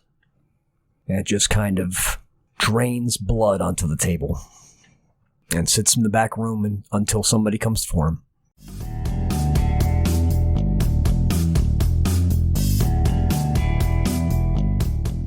Eventually, after she's done talking to Miles, Wynn kind of makes her way in, still holding the box, sees Johnny falling apart, heads over and just kind of leans over him and kind of wraps him up like a mother bird wrapping something under her wing. Parenthood's a fucking bitch, isn't it? He shakes a little bit under her, puts a hand up and kind of just taps her gently, and then sits up, kind of straightens out. He has these dried, caked blood stains running down his cheeks from where his tear ducts are unable to function. The Camarilla gave me a way to protect my family, even through this curse. At least that's what I thought. The only reason I kept going night after night was that I knew there were terrors in the dark, and my family could run into them again, like I did. And when I tried to protect them, it was too heavy of a hand. And Weathers gave me the ability to protect them from a distance, and I still fucked it up! She is out there trying to do what everybody should have done. Fight against the evil things in the world. Put things right. And I've distanced myself from her. She thinks... Who knows what she thinks about me? She's terrified to even see me, and I can't help her, Wynn. I'm a father that can't even see his daughter and tell her that he's got her back. I ruined everything. Wynn kind of hugs him a little closer. He wiggles away and just kind of like pushes her off. He can't even bear to be touched by someone right now. She respects that. Johnny, is it important that she knows? No, it's not important that she knows. It's important that she has her father. She does. She doesn't. She's about to go off to fight whatever the thing is that Vito brought to this country, whatever he grew in the basement of that place. She's going to try and do something about it, and she's going to get herself killed. How much time does she have? What's the timeline? Did they give you any indication? No. Okay. Then here's what I'm going to fucking tell you. We can't control what our kids do or who they become. But the impact that we have on them, they will feel. And you had an impact. My impact was to abandon her. And your impact was to make her stronger. It's not just all bad shit, Johnny. Whatever she is now is at least in part because of you. She is a strong person. I killed a boy that she was interested in because I thought he was putting the moves on her. Did I ever tell you that? I probably fucked her up good and plenty for that. Probably made an impact. That's not the right kind of impact. We can't control that all the time. So we do the best we can to protect our kids, Johnny. We didn't do the best we could. I could have done a million other things. You could have. You didn't. When I have failed over and over and over again. When I called Jean, my wife, to tell her that I was still alive and that I needed her to get out of town, I lied to her and said I was going to meet her on the outskirts, and I didn't. I just ran away again. I have consistently failed this family. I thought the Camarilla was going to do the right things for them, and you know what? That was probably a failure as well. And now I am reaping what I have sown. And this girl is going to go to that house, and she is going to get herself killed, and I'm not there. Then let's fucking be there. I can't just wait outside for her. The thing that I am now, what if she goes during the day? Who knows when it's going to be? I could sit there every night, but I'm not sure sitting outside that place would be good for me. They brought up a point. This place is some kind of curse. It co-ops things. How the Weeping Bear left a stain that won't go away. Nope. If I just sit outside that place, maybe when she finally does come there, I won't be able to actually help her. Aside from that, I've made my bed in the Camarilla. And there are things that I've promised. I have to have Miles's back. I called Sheila and let her know that whatever they need from me, I'll do it, but I gotta wait for them to make the call. Hopefully Jessica will want to reach out. For what it's worth, Johnny, I don't think it's a matter of whether she wants to or not. She made that clear. She reached out. It's whether she thinks she should at this point. And for what it's worth, Ramirez, I told him, call if they run into trouble. So they've got 2 means of getting in touch with us. Why did all this happen when Neil's got his weird conspiracy, Malkavian nonsense? He says they don't have strings. I don't know what the fuck that means. He feels like he sees under the hood, under the veil of whatever, but I think he's blinded by other nonsense. What is this group of people? According to Ramirez, they're just people. That's not true. I don't think it is either, but I don't think they know. I know that, according to Neil, it's the end times. I know the 6th Great Maelstrom is coming, and the Shadowlands is going to be wiped away. And I think in a time when so many things are ending, something new has cropped up. And there is a single light in this darkness. And I think we have to put our trust into that. Bullshit though it may be. You know what I think? Yeah. I think this is us reaping what we've sown. Don't ascribe morality to this bullshit, Johnny. It's not bullshit. You didn't choose this. I didn't choose this. Choice isn't this. Choice is abandoning families. Choice is... You see him kind of have a angry and mournful look in his eye, and he is unable to finish his thought. But his fangs are bared. Johnny, do you want to go hunting, or do you want to go to that bullshit bar that I found you at and drink them out of tequila? Or do you want to hit me? Something. Tell me how to help you right now. I think I need you to walk me home. Let's go. Tell Miles I'm going to listen to records, go to sleep, and I'll be ready to stand by his side when he kills Upton Rollins tomorrow night. You hear from around the doorframe. See you tomorrow night. I don't think I need to. Johnny looks up over at Miles. He's not visible. Oh. It's like from around the doorframe, meaning that Miles have been listening. Johnny looks up towards the doorframe and smiles and nods, even though Miles can't see that. Johnny slowly, shakily stands up. Wynn reaches out a hand to kind of like take his to help him up. She still has an arm around the box. He looks at the box, looks over at her. I'll be good making it home. And don't you say a goddamn word about the buddy system. Well, then I'm gonna say that I'm just happen to be going in the same direction. You stay with Miles and get things worked out with Chaps for tomorrow. I'll be alright. Let me know when you believe that. Johnny pats one on the shoulder and heads out the door and walks back to his haven.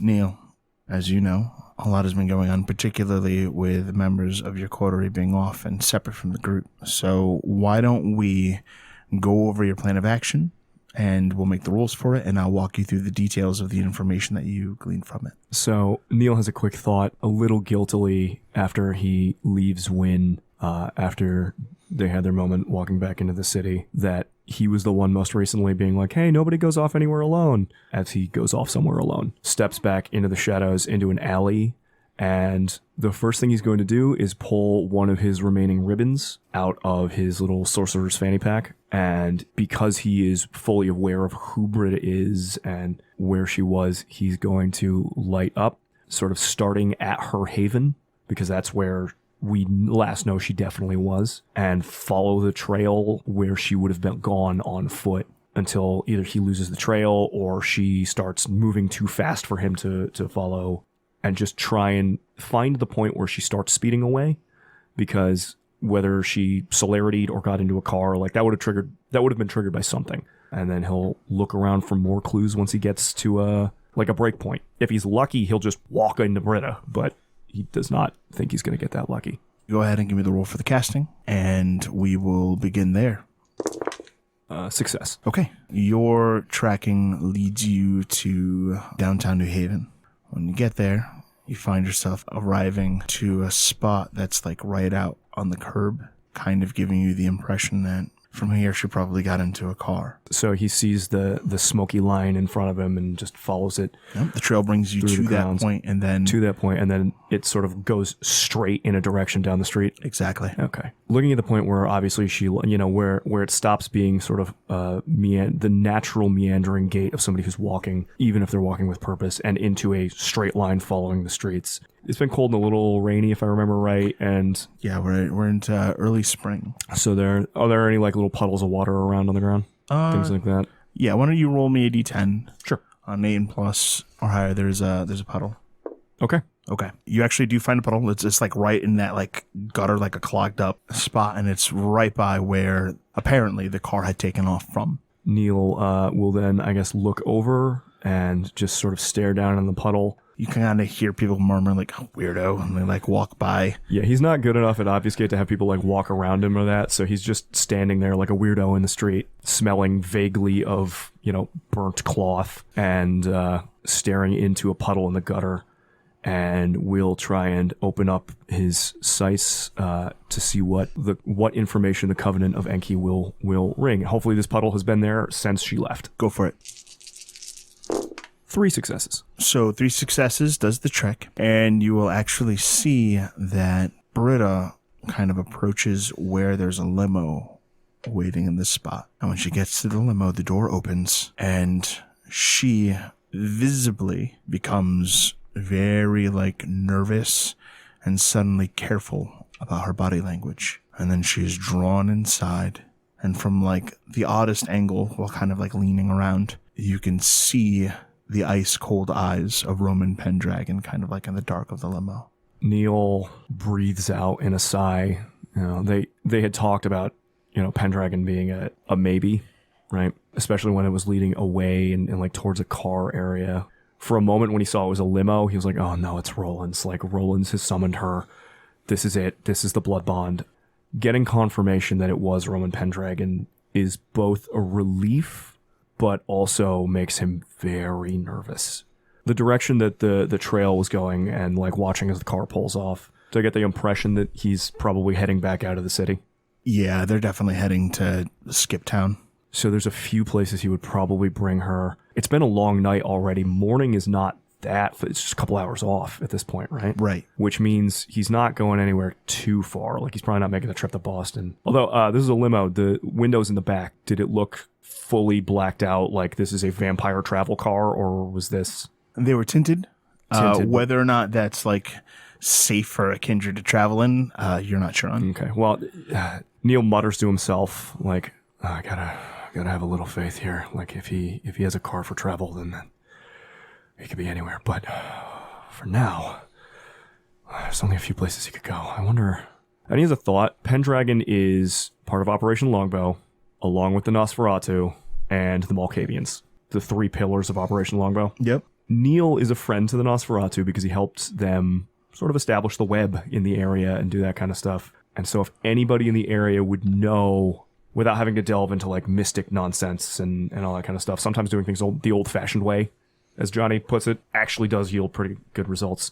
So he will pull his phone out of his pocket and text his buddy Fester, "Hey, where you at?" Your phone rings. And Neil will pick it up. "Hey, man." Hey, how you doing, Neil? "Yeah, it's how are you? I'm great. I got a promotion within, the crowd I'm with, and I'm making big moves. You making big moves? Do you need a hand?" I don't know. I mean, I don't know if I should tell you. That's hey, that's, you know how you are, you know how I am, man. If it's, of course I'm going to tell you. Sure. Basically, I got this promotion that is going to allow me to provide refreshments for the elders of the Camarilla. Really? That's correct. Yours truly, trusted with one of the most important responsibilities to our Camarilla elders. Providing feeding? Yeah. So refreshments at a party. Okay, at a party. A prince's party, a real prince. I mean, no offense to our prince, but you know what I mean. Hey, man, you don't have to apologize. He's not on the phone. He can't hear us right now. Like, you can say what he sucks. It's fine. He sucks. The prince of New Haven sucks. Okay, it's fine. We can just say it. Anyway, okay, when you say refreshments at a prince's party, do you mean like finding a herd and rounding them up, or do you mean like pulling waiter duty? Like what's the I don't know. Bit of both. I haven't been to a real prince's party, so I don't. Basically, what's going to happen is the people that have been brought there to provide sustenance for our highly valuable elders are going to be brought in, with the collar and the chain, and my job is to bring them over to the elder who would like to feed and present them with the mortal, and then they feed, and then I take the mortal back. That's pretty neat. A lot of responsibility, though, especially if people have feeding restrictions and things like that to know about. Wait, what? Look at the Ventru. Oh, no. You got, like, some people have preferences and this types. This is going to be so much more complicated than I thought. Yeah, this is wildly complicated, man. That's hey. I usually just kind of grab whatever's in arm's reach and, do the deed. Same. Whoever's sleeping and you just take, but, like, some people get a lot more picky than you and me.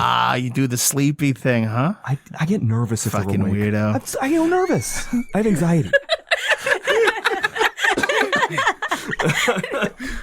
Okay, buddy, what prince is throwing a party where you gotta... Oh, my friend. The scariest prince around. Prince Warwick. Yeah. So you're going to Rhode Island? I am. Fancy you. Did you go there? Are you there yet? Or are you heading out? What's your... No, I'm still in town gathering my stuff. So if it's a Warwick party, I mean, probably not going to be a lot of entry there, right? Might be some though. But that doesn't... I don't know. They're not the only ones that get picky. Yeah, it's What true. is his prefer... Ooh, here's the thing though, right? I know you're Warwick? Oh, buddy. I don't know if I should get into Warwick's habits. That's a bad idea. We're over a phone, right? Yeah, no, I We've wasn't... said his name like at least twice. I wasn't asking about his habits. I've just trying to keep you out of trouble, Neil. No, you know how much I know you're into some weird shit. I'm not... Okay, all right. Like... Pal, is this the kind of fancy party that, like, you take a limo to? Oh, yeah. Limo, helicopter. And you need like a date to this party?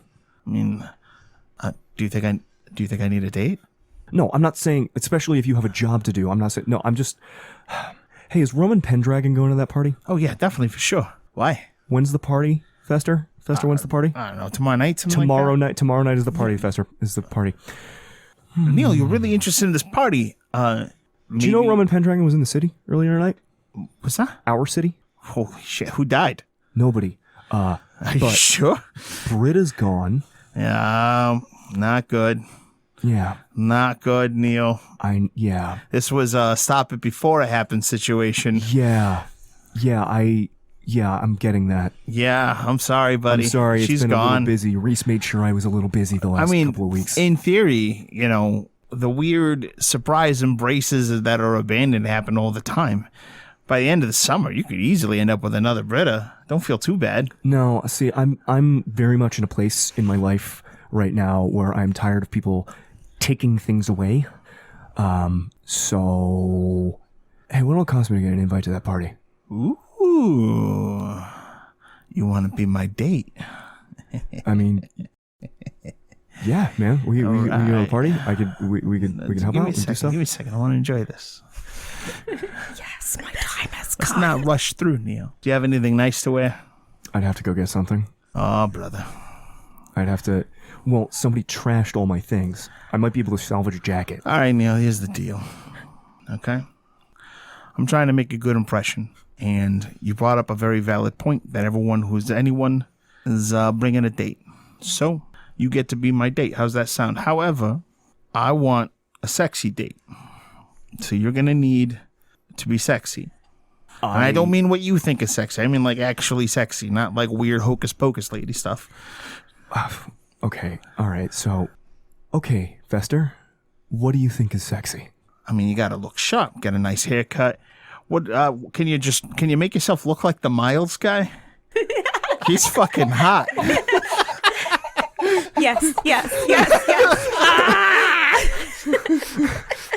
Erika's been dying this entire time. Audience. You cannot see through the microphones, but I have been making now kiss gestures the entire time. Hey, this Fester guy is really growing on me. Yes. Hell yeah. Sounds like he'd like to grow on you more. Yep. Too much. Too much. Yeah, I can probably make myself look. I mean, Miles is a little bit more built than I am. Is Well, don't make it exact. Otherwise, people are gonna think I'm a weirdo.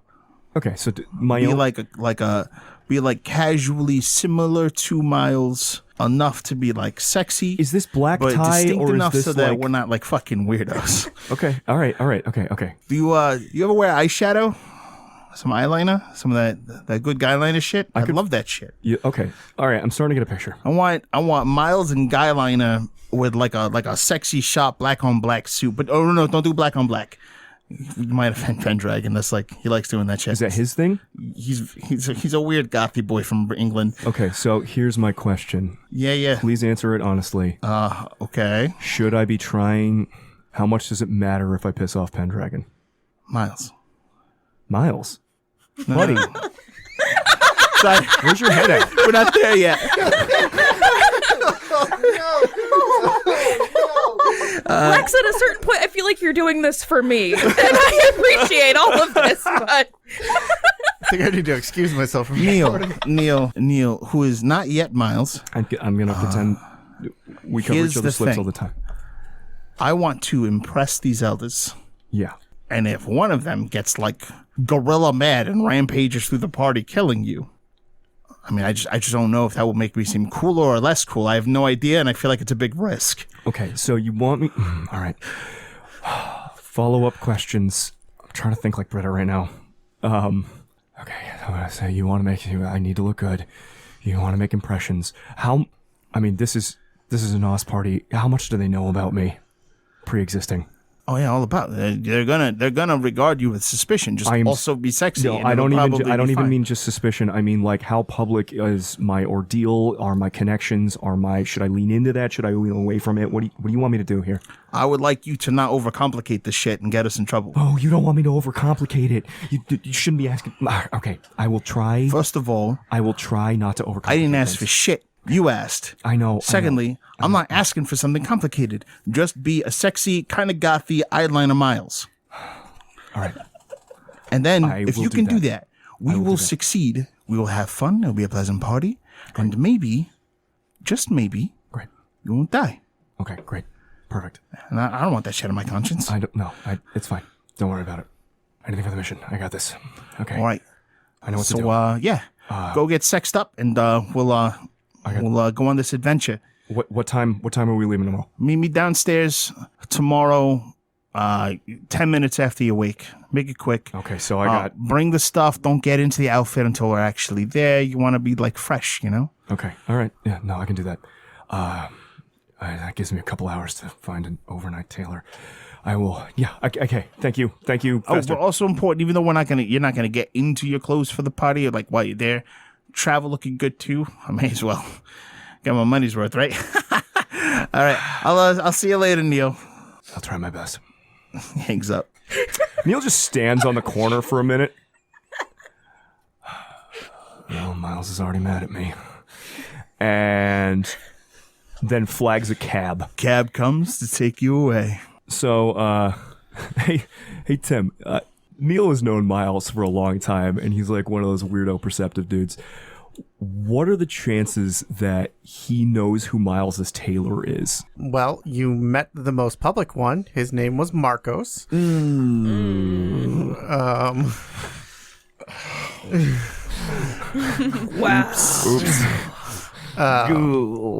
So after that, probably you wouldn't know anybody else. Yeah, that makes sense.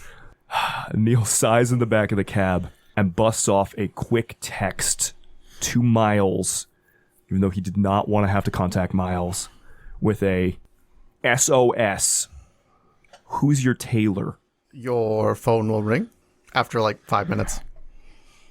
Oh, hey man, very clearly in like a car somewhere. I didn't expect you to call back. Just a quick answer was fine. No, these things are not a quick answer kind of deal. Well, I just wanted to know where you got your suits. I'm looking for fashion advice, Miles. I get that. The person is unable to do that anymore. I'm sorry to hear that. Right. So, what kind of occasion are you looking at? Formal, super formal. Formal, but like For yourself? hot formal, and I need it for me. Yeah. Hot formal? Is the temperature an issue? No, like sexy formal. Oh. Like formal, but deliberately sexy. Well, it's good to know. I have a different guy for that. Oh, okay. Yes. Can I? I'll pay instead. Obviously, It's not a worry. You need to be careful, though. Yes, I am very, very aware of. Yes, I know. All right. Also, Are you okay? You sound distracted. Is everything all right? Things are happening. And I am distracted. Okay, that's fine. I won't take up any more of your time. But I assumed this was important because you probably wouldn't have messaged me otherwise. That's why I said SOS. Yeah, sure. I know I've done that before and it wasn't as important, but this is actually, yes. I mean, it's not the Navy, so... Well, the problem is, like, ordinarily a suit, I would just look around or whatever, but I need... No, stop. I need it by tomorrow. Right. Like 10 minutes after You're sundown going to tomorrow. downtown New Haven. You're going to go to a loft. Okay. I'm going to send you the address. Okay. I'm going to send him a message ahead of time. Your thing will be paid for. Grant is particular. We'll put up with it. Okay. He works at night and he works for a lot of money, so... Okay, I will... Thank you, Miles. I will... I'll hit you back. I promise. I know, but... That's fine. Hey, buddy? Yeah? Good luck. Thanks. Hopefully it'll go off without a hitch. I have faith. You got a picture in your pocket, and I got faith with you. Yeah, don't do anything to endanger this. I will do nothing to endanger this. Great. We'll talk when you get back. Bye, Miles. Gotta hang up before I say anything stupid. Yeah, I'm like that moment. Yeah, we have glossed over that. I'll do nothing to endanger this. Bye, Miles. And Neil will go to the address provided by Miles so that fussy Grant can hook him up with a sexy outfit for tomorrow.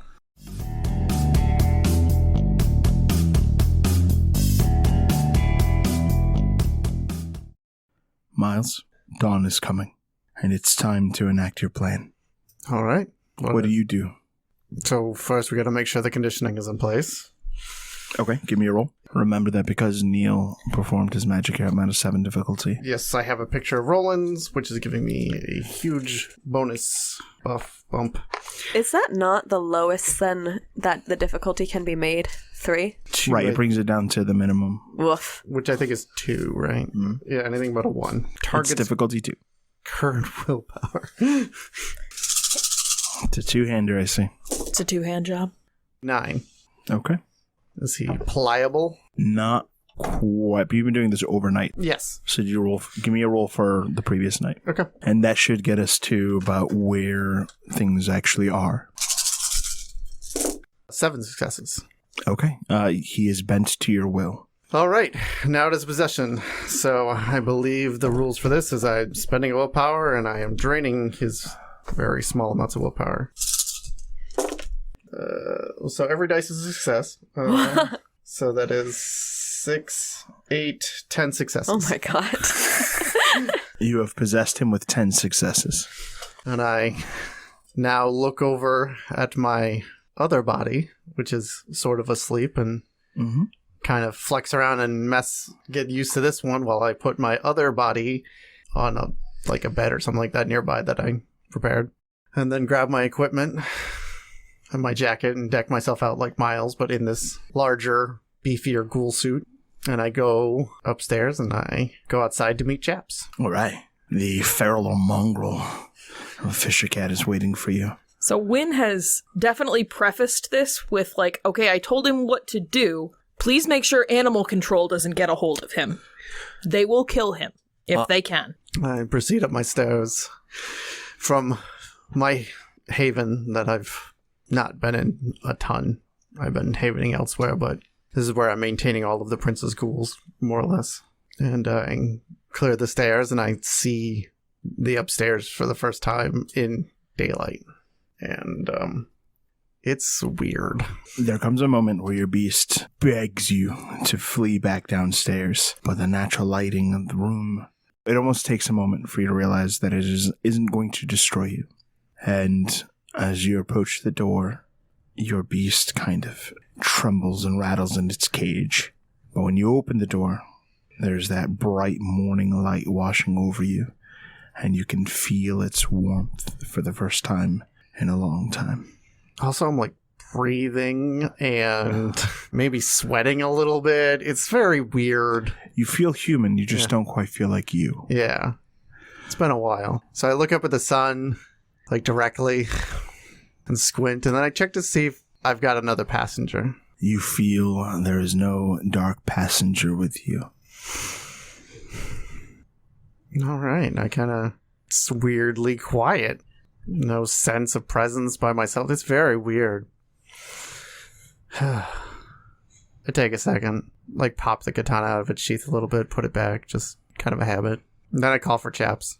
This monstrous little thing approaches you. The fisher cat kind of makes this like eerie sound, but it stares up at you, pretty much ready to engage in some violence. Ready to help out, Chaps? It makes a terrible fisher cat noise. Oh, I'll take that as a yes. I mean, I'm using animalism, but yeah. Yes, kill. Well, you know what? Sure. Yeah. All right. I'm going to open this door and you jump in the blazer here. Please. Yes. So we go over to the blazer, load him in. He hops right in. Yeah.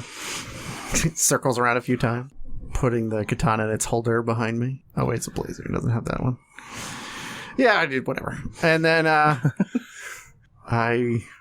don't know, I put my hands on the steering wheel. It's all odd. It feels cool. Yeah.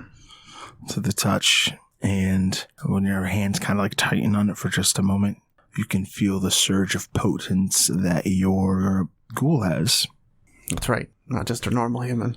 And let's go leave out at what, like 5 a.m., 6 a.m., 5 or 6 a.m., I don't know, whenever sunrise is at sometime in March. And go towards the haven of Upton Rollins. You arrive to a beautiful Victorian home, and it seems kind of sparse in terms of security. Most of his ghouls were sent away, and he's largely been hiding by himself. Does he have like a gate or whatever it is? Probably.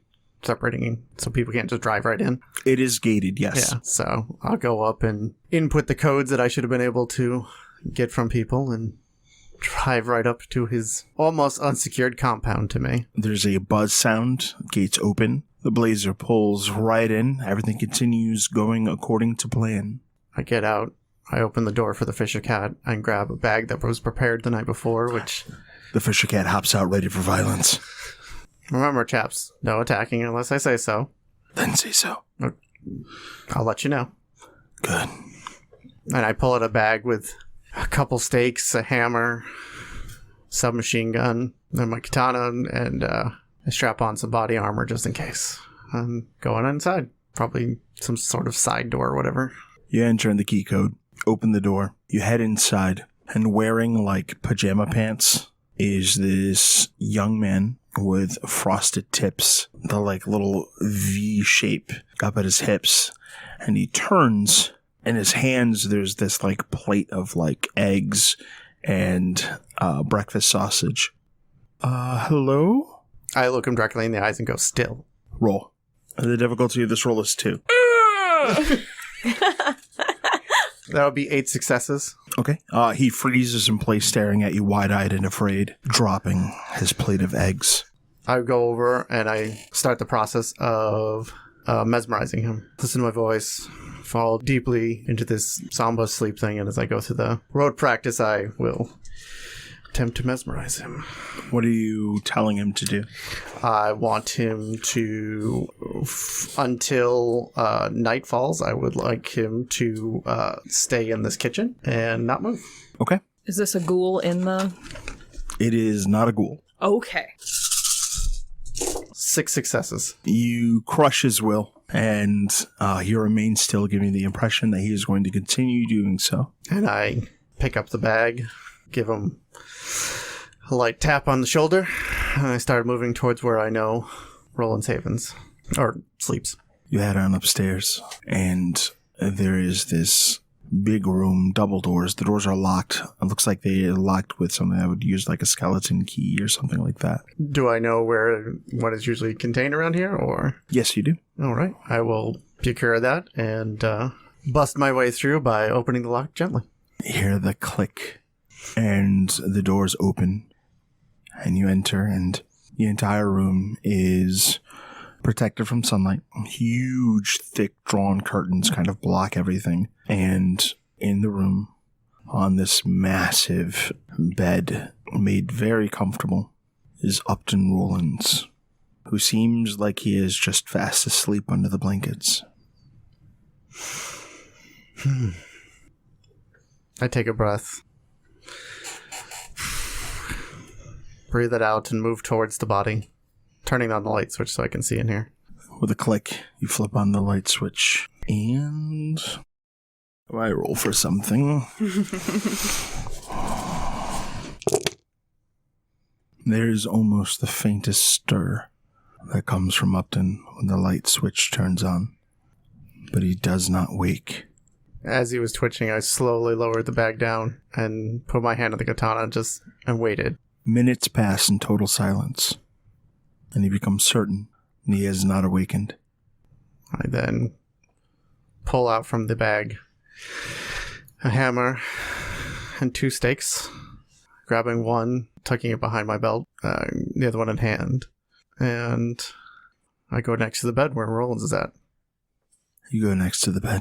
The point of the stake presses to his chest. Take my time, line it up, get the hammer ready, and stake his dead ass. With the hammer raised, Upton's eyes flash open as he's attacked. The wolves!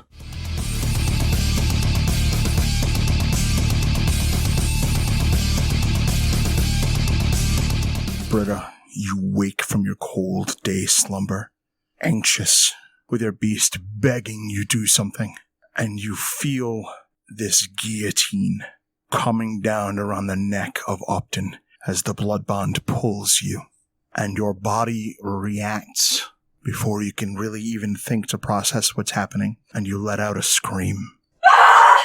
As the sound of a lock in the door bursts open, and entering are 4 men who sweep the room with assault rifles, black uniforms, and body armor.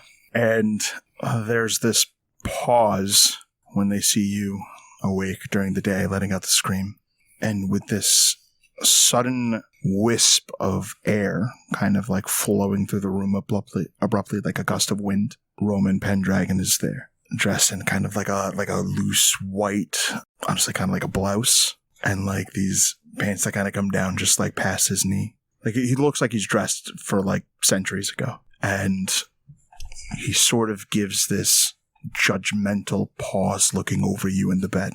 Britta is not concentrated on that. Her attention is on the strange men with the guns. Stand down. Leave us. They immediately comply, exiting the room to return to their guard shift. The door is shut, and it's the two of you. As she turns from the men with the guns and registers the look on Roman Pendragon's face and the fact that her chest is still rising and falling after she took in air after that scream, and she can still feel the way that nightmare or premonition or whatever it was made her feel, she looks at Roman Pendragon and she says, some kind of nightmare? I don't have those. Something's happening. His eyes narrow slightly. You sense death. It felt like that. Death under those circumstances, with you bound so tightly. It is a sign of coming freedom. Freedom? Child, I have felt as you feel. The loss of one you are so deeply bound to. And at first, it was frightening. You think that's something he's gonna die? It is likely he is already dead, whoever he is. I can't let that happen. I can't. I have to. I have to go to New Haven. I'm sorry. He turns behind him and just locks the door. Wait. And I run to try the door.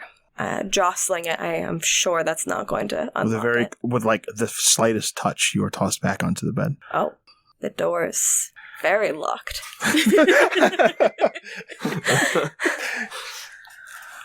Just like there's just, you think it might have been potence, but not, you've never seen it used like that. Or literally just the slightest contact against you sent a kinetic wave through your entire body and just tossed you back. Britta is entirely stunned by that, and the tears are already welling up at this point. I felt this when my sire died, when I was freed of her. You are lucky it's come so soon. I try thinking of being free. There was a part of me that I know wants that, but I don't. That every time I think like that, it feels like I'm betraying myself, and That is the weakness of your humanity. I need to go help him. Lay down, close your eyes, and wait for night.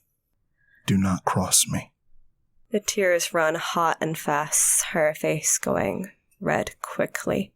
He kind of sits down at the edge of the bed and waits for day to take you. There's a glance at the window, the curtains, and the way that he sat down. And Britta realizes that there's no way that she's getting out. She wipes the forearm of her glove to try to get some of the blood off her face, but that's a lost cause at this point, and slowly forces herself to walk towards the bed and towards Roman Pendragon. Again, once on the bed, and once things have quieted down enough, you feel day and fall asleep.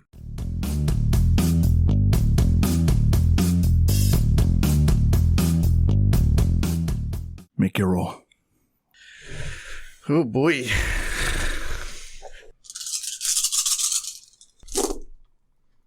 Four successes?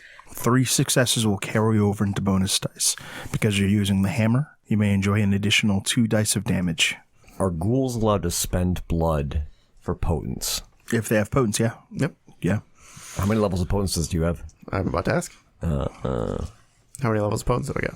Ghoul has 3 levels of potence and 2 levels of fortitude. I really hope that second part doesn't come into effect. I'm going to spend for automatic successes on the potence.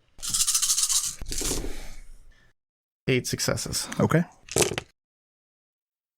5 successes carry through. He is staked. Oh. Not a small dice pool either. It's a fucking elder adventure. So after the first one, then I immediately grab the other stake and I'm just like watching. He just stares up at you, unblinking, frozen in terror at the realization that you were the wolf all along. Well, gonna take one of those pillows and put it over his face so I don't have to look at that, because I'm not particularly feeling like more guilty right now. Okay, you cover his face with a pillow. Yeah. It's just the two of you alone. Chaps, Yeah, the little thing comes in. is there anybody else in this house besides that one guy? So when you communicate with it using animalism, it says, no, It's the only one? yes, All right. I will get you a real... kill. Not yet. Killing will happen later. We gotta go through this. I'm gonna leave you here. You're to make sure no one else comes through this door. Anyone else that comes through the door that is Kill. not Wynn or the coterie, you kill. All right? Watch. And then I leave him like some food too. He seems pretty cool with that. Takes bribes. Takes the shit out of Brian. He is not a fisher cat of scruples. Then I give a look at the covered Rollins. And then your phone rings. I take the phone out of the bag. You recognize your house number. Hello? Miles Davenport here. This is a weird circumstance. Well, I put up a vote. But unfortunately, the greater half wasn't present. How can I help you, Z? You can help me a great deal. What I want is simple. You release me from all agreements, and in exchange, I leave your body and never harm your coterie. How long have you been using my body? I tend to put up votes during the day. Make sure you're fed, comfortable. You've been waiting for this. We've both been waiting, and it seems we may yet both win. I'm coming back. Will I see you there? I'll already be gone, if you agree. If you don't, I don't know where you you're can gonna... sweep me off your front steps. How do I know you're not just going to kill yourself anyways? Or kill me? What do you have to lose? Any hope that I can keep this domain under that umbrella of not being harmed? You may choose one more person, and that is the kindness I will give you. You've been a good host. Elsa Linden. Then we have an accord. Miles Davenport. Sofield, I had hopes that you were not a being of all evil. I'm still not sure. Then until next time. Catch you later, Z. I agree to this contract. The phone hangs up. The Fisher cat looks real spooked. Chaps, your job is still the same. Kill. Everything is... Kill anything Watch, that comes... watch, Yes, watch. There we go. Go with what you know, man.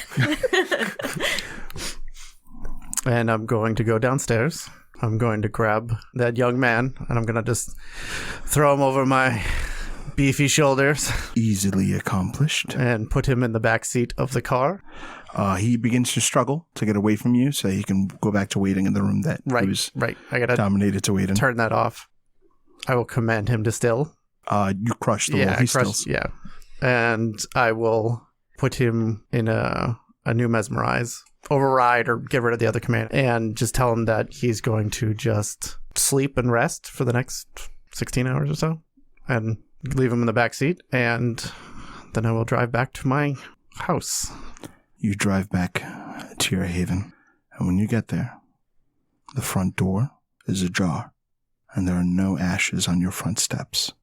I grab my bag and the now placid gentleman and head inside. When you get inside, You find yourself moving for where you had left your body.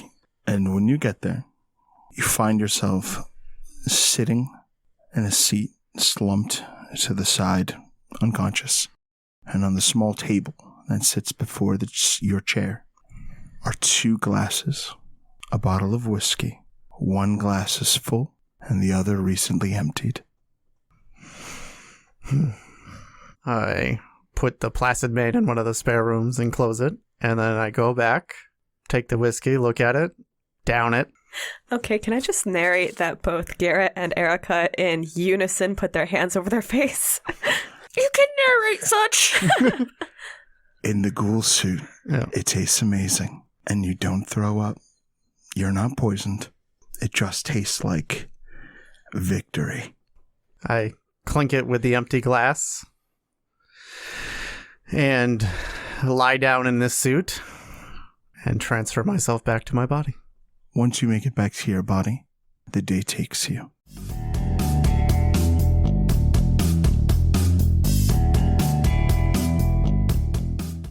Britta, the following night comes, and Roman, despite his presence in your bed when you fell asleep during the day, is not here. Instead, his ghoul, your caretaker, is waiting for you by the mirror, having seemingly watched you wake with a great deal of high-end makeup prepared. And as you kind of come to rising from your dreamless sleep, she gives this cough to alarm you of her presence. I am instructed to ensure that you look perfect. Britta, as she's coming to consciousness, is immediately looking around the room. She's not entirely certain if she's going to be waking up with someone in the room or not. And her eyes land on Maria, the makeup, everything laid out. She's really not all that comfortable waking up and seeing someone, but she seems a bit. She latches on to the fact that it's Maria. And she gets up and walks over to the mirror, to the makeup. Thank you for the help. Of course. Whatever he wants. She teases her hair a moment and kind of tosses to the side and presents to you her neck. There's a hesitation from Britta, but she does lean over, and as gently as she can, she'll take 1 trait of blood.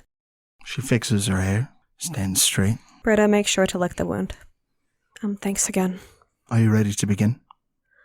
Yes. And with that, Britta goes and lays out the various accessories that she had remembered.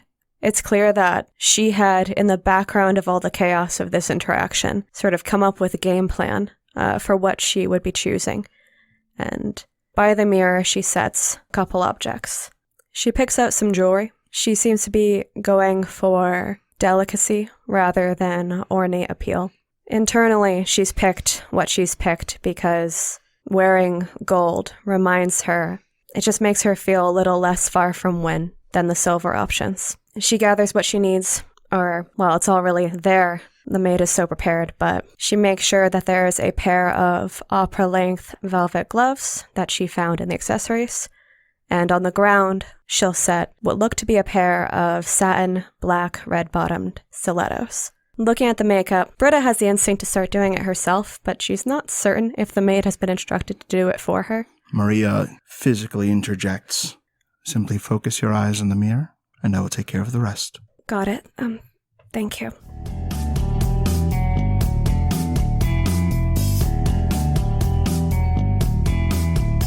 And we shift to the New Haven underground, where there is the steady drip of water from the surface, but is otherwise clean. The passageways through are a bit low in terms of ceiling and tight in terms of space, but eventually Neil, knowing his way around, finds an open chamber that is well hidden away, belonging to his dear friend. Before Neil can even knock, there's a soft buzz that comes from the other side. A locking mechanism is undone, and Fester opens the door. Hey, buddy. True to his word, Neil is carrying in his arms a closed and sealed suit bag from Grant from the night before. all ready to go, and he is wearing, freshly cleaned and pressed, the suit that Miles got for him in Boston, with no tie or anything, and a few buttons of the white shirt undone down to, like, just a few of the top buttons undone. He has eyeliner on.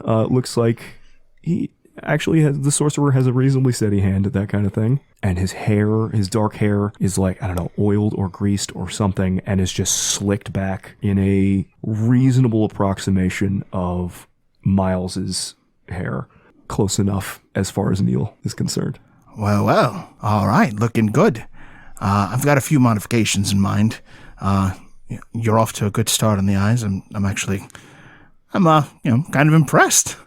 Yeah, you spend enough time looking at people and you get a couple of tips, but honestly, if you can fix it yourself, I'm afraid I fucked it up. I'll use what sort of secrets I found. Great, yeah, that would... Coming in, have a seat. Yeah, thanks, man. I would... You said the formal thing is in here. This is not the formal thing. Neil over-explains like he... I know, but we need to fix your hair. You like the X-Men, right? I mean, yeah. Have you ever seen Rogue? Yeah, I know Rogue. All right, well, we're going to give you the streak, friend. What? Isn't that kind of like artificial to do the... Why are we doing the... Excuse me? Hey, you're the boss.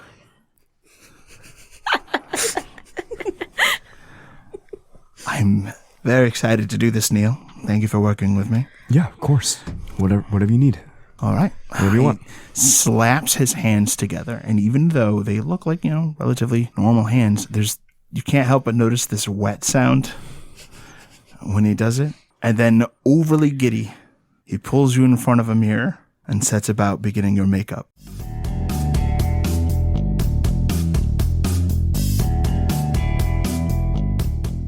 Miles, night comes. You wake, and you are alone in your body. That's still weird. I reach over and speed dial Johnny's beeper. After a few minutes of waiting, the phone in your parlor room rings. I'm fully dressed at this point. I pick it up. Where I go, there was a complication. Complication? I'll tell you on the way. All right. I'll pick you up. I'm already loaded up. You want me to meet you somewhere? I'm at my former house. All right. I have a vehicle I think that you'll think is acceptable. I'll be there. Give me 10 minutes. All right. Kind of just look at the door that was open. Is there like normal movement going around here? Is the regular ghoul still kind of... It's just a normal night. Yeah, okay. So everybody else is still acting normalish. Mm-hmm. I imagine that ghoul I took out during the day is probably trying to regain from the fatigue of having his willpower wiped out. Yeah, he's having a rough go. I check in on Placid Man, and then I'll be outside waiting for Johnny. Johnny arrives almost exactly 10 minutes later, driving a large black Suburban. When you load up into the passenger side, you look over and he looks like shit. He's got bags under his eyes that are still crusted with a little bit of blood. His hair kind of hangs loose. He looks like he probably hasn't changed clothes from yesterday. Let's go. And of course, he's sucking on one of his Morleys. You got it. We don't have a lot of time. I don't know where the Haven is. It is... Give me directions along the way. Yeah, I'll tell you where it is, and you'll know that area. And Johnny drives them to the Haven. So, the demon is no longer a problem. Johnny pauses while he kind of licks his teeth. What do you mean it's no longer a problem? So, it hasn't been a month. No. The demon ransomed my body back to me after I left it. Johnny slowly comes to a stop as the light ahead of him goes red. And he kind of grips the steering wheel a little bit, dips his head, and nods a little bit. That sounds like really bad news. A mild upswing to that. He is part of that bargain, as he's not coming after any of us. You think you can trust it? To keep bargains? More or less. The light goes green, and Johnny starts driving again. All right. So we lost the demon. Do we have any idea where it went? No. You gonna tell the rest of the coterie? After tonight. And, when I see them again. So basically, like, Wynn. All right. So that was unexpected, but everything else went off pretty flawlessly. You said there was a complication. And I thought we were about to head to his haven to actually confront him. I mean, that's still... possibility. Without a stake in him. Well, last time I left him with chaps was the stake in him. The demon's gone. Demon is gone. We can't get ahead, can we? I mean, I never utilized its power, so maybe it didn't leave a stain. I'm not worried about leaving stains. I'm worried about what a demon being free is going to do. Yup. But based on everything else, it was going to be free if we didn't take it in, so we basically just delayed it. Its original deal with Neil would have left it free, too. I'm pretty sure that this news is not going to go as easily with Wynn and Neil as it did with me. I'll deal with it then. Let's get this done. All right. Black Suburban. Wait, you got a problem with this, too? It's just a black SUV. Johnny just shakes his head. It's a little bit of nervous energy is basically what you're getting off of Miles, is they're like hoping there's nothing else going wrong as we get back. Chaps didn't eat the steak. If it makes you feel any better, if you take a really close look at the paint on this, it's got a metallic fleck. Like a single what? A single metallic fleck. No. All right, funny guy. The two of you arrive to Upton's clandestine haven. A fresh Morley comes out of his pack. Johnny pauses, looks over at Miles, offers him one. Maybe after. Here's the code. Johnny hops out and enters the code so the gate can open, and you guys are free to head in.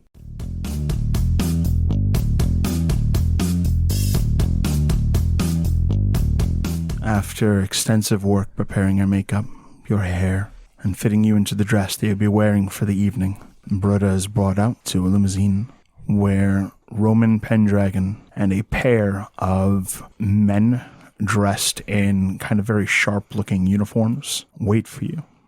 Roman is dressed in what appears to be a very clever nods to a more Victorian goth look, and he is dressed in all black. His coat is long. The collar that he has accentuates his already very sharp, angular features. You think there might be a hint of eyeliner and makeup meant to draw attention to his already high, perfect cheekbones. And there he is, waiting for you and watching you with these eerie, piercing blue eyes as you draw near. One of these clearly, well-trained Bruja opens the door for you. This is the first time that Britta is moving in a dress like this. She had the walk out to get used to the weight of it, the way that you have to navigate the skirt. But she had taken that time to center herself and to learn to move in it. And exiting the mansion, she is taking that motion, that sort of centering, as a way to center herself rather than just her movement. And so when she approaches this Bruja that Roman Pendragon keeps like one would keep a ghoul, she thanks him and accepts his help into the limousine, but her eyes don't really leave Roman Pendragon. She keeps her attention to him. You're led into the limousine, and there, sitting already in that middle seat across from you, is a young woman, and she has this very pensive expression about her, kind of like the look that an animal gives to the butcher. And getting in from the other side and joining you is Pendragon. You get this feeling like he's looking you over, but he doesn't actually turn to address you. And all he says is, "You look lovely." Thank you. And then the car starts, and the limousine pulls out, and you go for a drive, eventually coming to the coast, where you can kind of see the moon kind of hanging low over the water. Britta's eyes linger on the water once it comes into her view. Something about seeing the shore like that makes her nervous. Maybe it's the memories, but it doesn't help that there's this scared girl between the two of them. Britta reflexively ends up half shooting the girl a little bit of a smile before squashing it, realizing that would not help. This looks like a living girl, right? It does. She smells quite nice. And she's being ignored generally?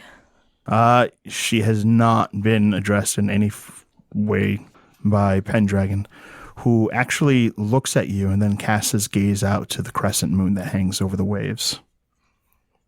auspicious, isn't it? At that, Britta subconsciously ends up pulling her gloved hand just a little bit beneath her skirt. Her eyes follow his gaze and fall back to him. It's a nice night out. Where you are headed is dangerous. A false step, any indication of weakness, and political rivals that you don't even know you have will descend upon you. Recognize that you are entering into a court of actual monsters. This isn't games with Upton Rowlands anymore. And with this very slight gesture with his hand, he motions to the girl who is sitting with you, and she climbs out towards your side of the limousine, so that her elbows and hands are kind of rested against the cushion, and she exposes her neck. And he looks at you. Now drink. You will need to be at your best. Britta looks down, and as gently as she can, she takes the girl's hair, moves it away from her neck, sort of keeps her hand on the girl's shoulder just to steady her. She leans in, and she does take one trait of blood, licks the wound, and kind of brushes her thumb over the girl's shoulder, sits her back down. There's this irritated look that crosses Roman, and he, very rough with the mortal girl, pulls her by her hair so that she kind of lets out this wince, and he sinks his fangs into her neck. And then you notice a hand reaching for you, and he pulls you back to her to continue feeding until she's done, he says, with blood spraying from his lips. There's no need for that. I don't think I could even take in more than what I just took. Just maybe that again, but I wouldn't need more. And Britta actually sort of echoed the same noise of startlement that she made as she's pulled into. He draws Vitae from this mortal with such kind of force that her body kind of twists some, and her eyes roll to the back of her head. And even though she's trapped in the kiss, you can see this crushing force being applied to her. And in response to your refusal to feed, he takes her life. Britta closes her eyes, likely still unable to escape having pulled close to it. So close to the fact that this girl is dying in front of her. And she squeezes her eyes shut tightly as possible. She knows that there's the morbid thought that she can't ruin her makeup right now, but there's so much the urge to cry. Forces her eyes back open as soon as she's sure that she can control the fact that her eyeliner might be ruined. Swallows down what she'd like to say in the moment. Dismissively, he shoves the corpse back to the seat she was in, and with a bit of silk that he carries with him, he cleans off his lips and waits for the two of you to arrive.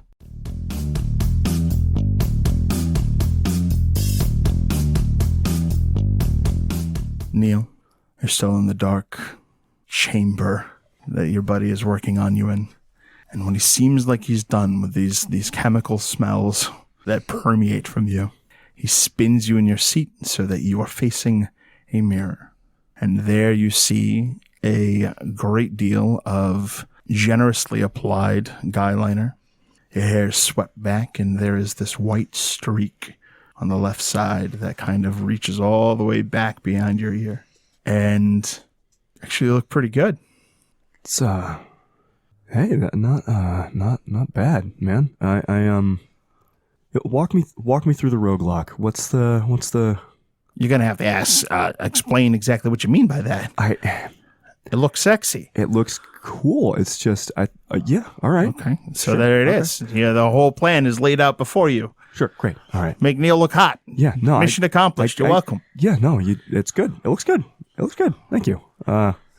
Should we get dressed now or on the way? I brought the suit. I actually went to Miles's tailor, so it should be very up to Clearly spec. does good stuff. I thought he died though. No, he has a sexy suit tailor. Yeah, no, but he fucking died though. No, that's his regular suit tailor. You're talking about Marcos. He has more than one suit. Of course he does. All right. Okay. Yeah, he's got the different What a tailors for guy. different occasions, I guess. So anyway, that's that. Oh, Wait, Tim's finger guns need to be narrated. Do they? They can just be implied. Wow. Everyone knew. Yep. I also, since this is kind of for you, I got, I don't know if this goes with what you're wearing or not, but it felt appropriate. And Neil like reaches into like the bottom of the suit bag and pulls out a little plastic box that has like a little white boutonniere that he got for his friend. Oh, he like rests his hand over his heart. Neil. Well, Yes, I would be honored to. All right. Well, we're going to So yeah, here. This is. I don't know. I didn't know what you were wearing, so I got white because it kind of goes with everything. And inside the suit box, you can see just a very well tailored like black tuxedo, all like fine lines and sharp angles, with a black shirt underneath it, and what looks like a red tie and black vest. Not fully black on black, but most of the way there. Neil, Yeah. I'm going to be honest. Yeah, what's up? I think you're going to look really good. Oh, here's hoping, right? Let's do this. Part of the, let's Get it. Yeah, all right, let's do it. And Neil just starts to like fix his tux and get dressed in an approximation of a Miles outfit. He's sort of like adjusts his tie in the mirror, and the whole time is just sort of under his breath. Although obviously Fester is probably listening to him. Just like, okay, you can do this. Be Miles, be Britta, be Johnny, be Wynn. Be Miles, be Britta, be Johnny, be Wynn. Be Miles, be Britta, be Johnny, be Wynn.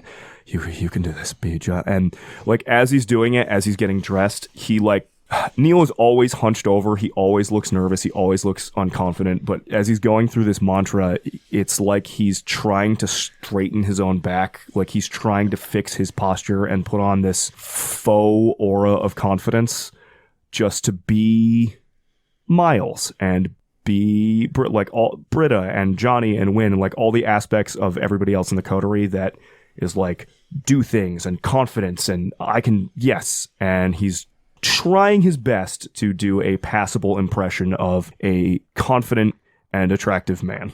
And then looks at Fester when, one more thing. He kind of wrinkles his nose a little bit. The chemical smell. I don't know what your preference is, but I've got something for that if you need it. Well, I had a couple trick.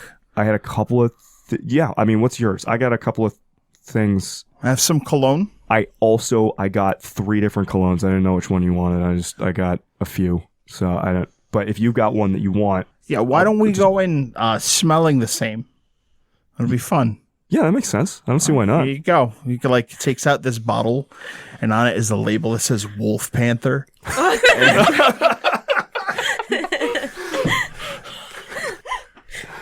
You want to do that? Let's do it. He sprays you 2 on the neck, 1 on the crotch. I thought you were supposed to do a cloud and walk through it. All right. That's a myth also. And then he sprays a cloud, walks through it.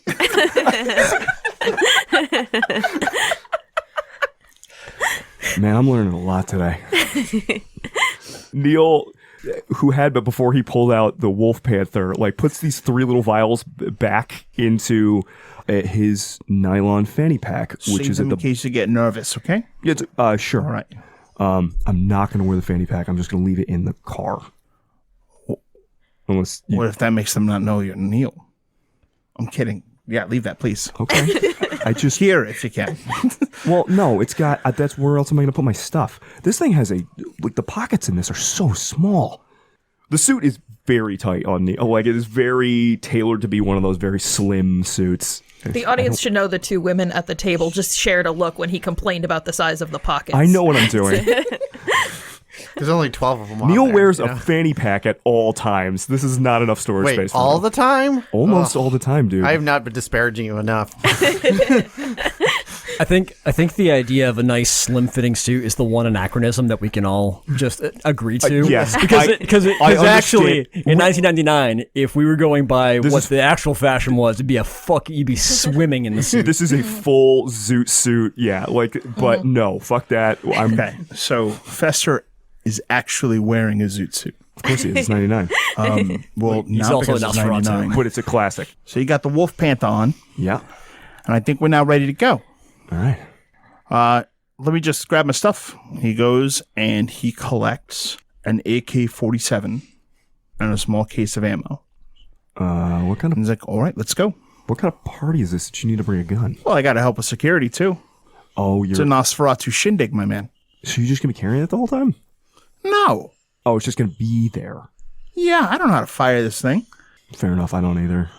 To quote the great warrior poet Ice Cube, if a party does not require my AK, it was good. Sure. Okay. Is it good? So there's gonna be like a. So there's gonna be like a gun locker or something in there. Can I keep my stuff my with your goodness. stuff, or should I All just right. leave in the? So let's go. We're leaving. All right, Here's yeah. the rule, Neil. Yeah. I've only got one rule for you. Yeah. You can't worry about a damned thing. Get out of your system because I'm serious. All right. I brought you along because we're going to have fun. And if that's hard for you, I'm going to be real pissed off.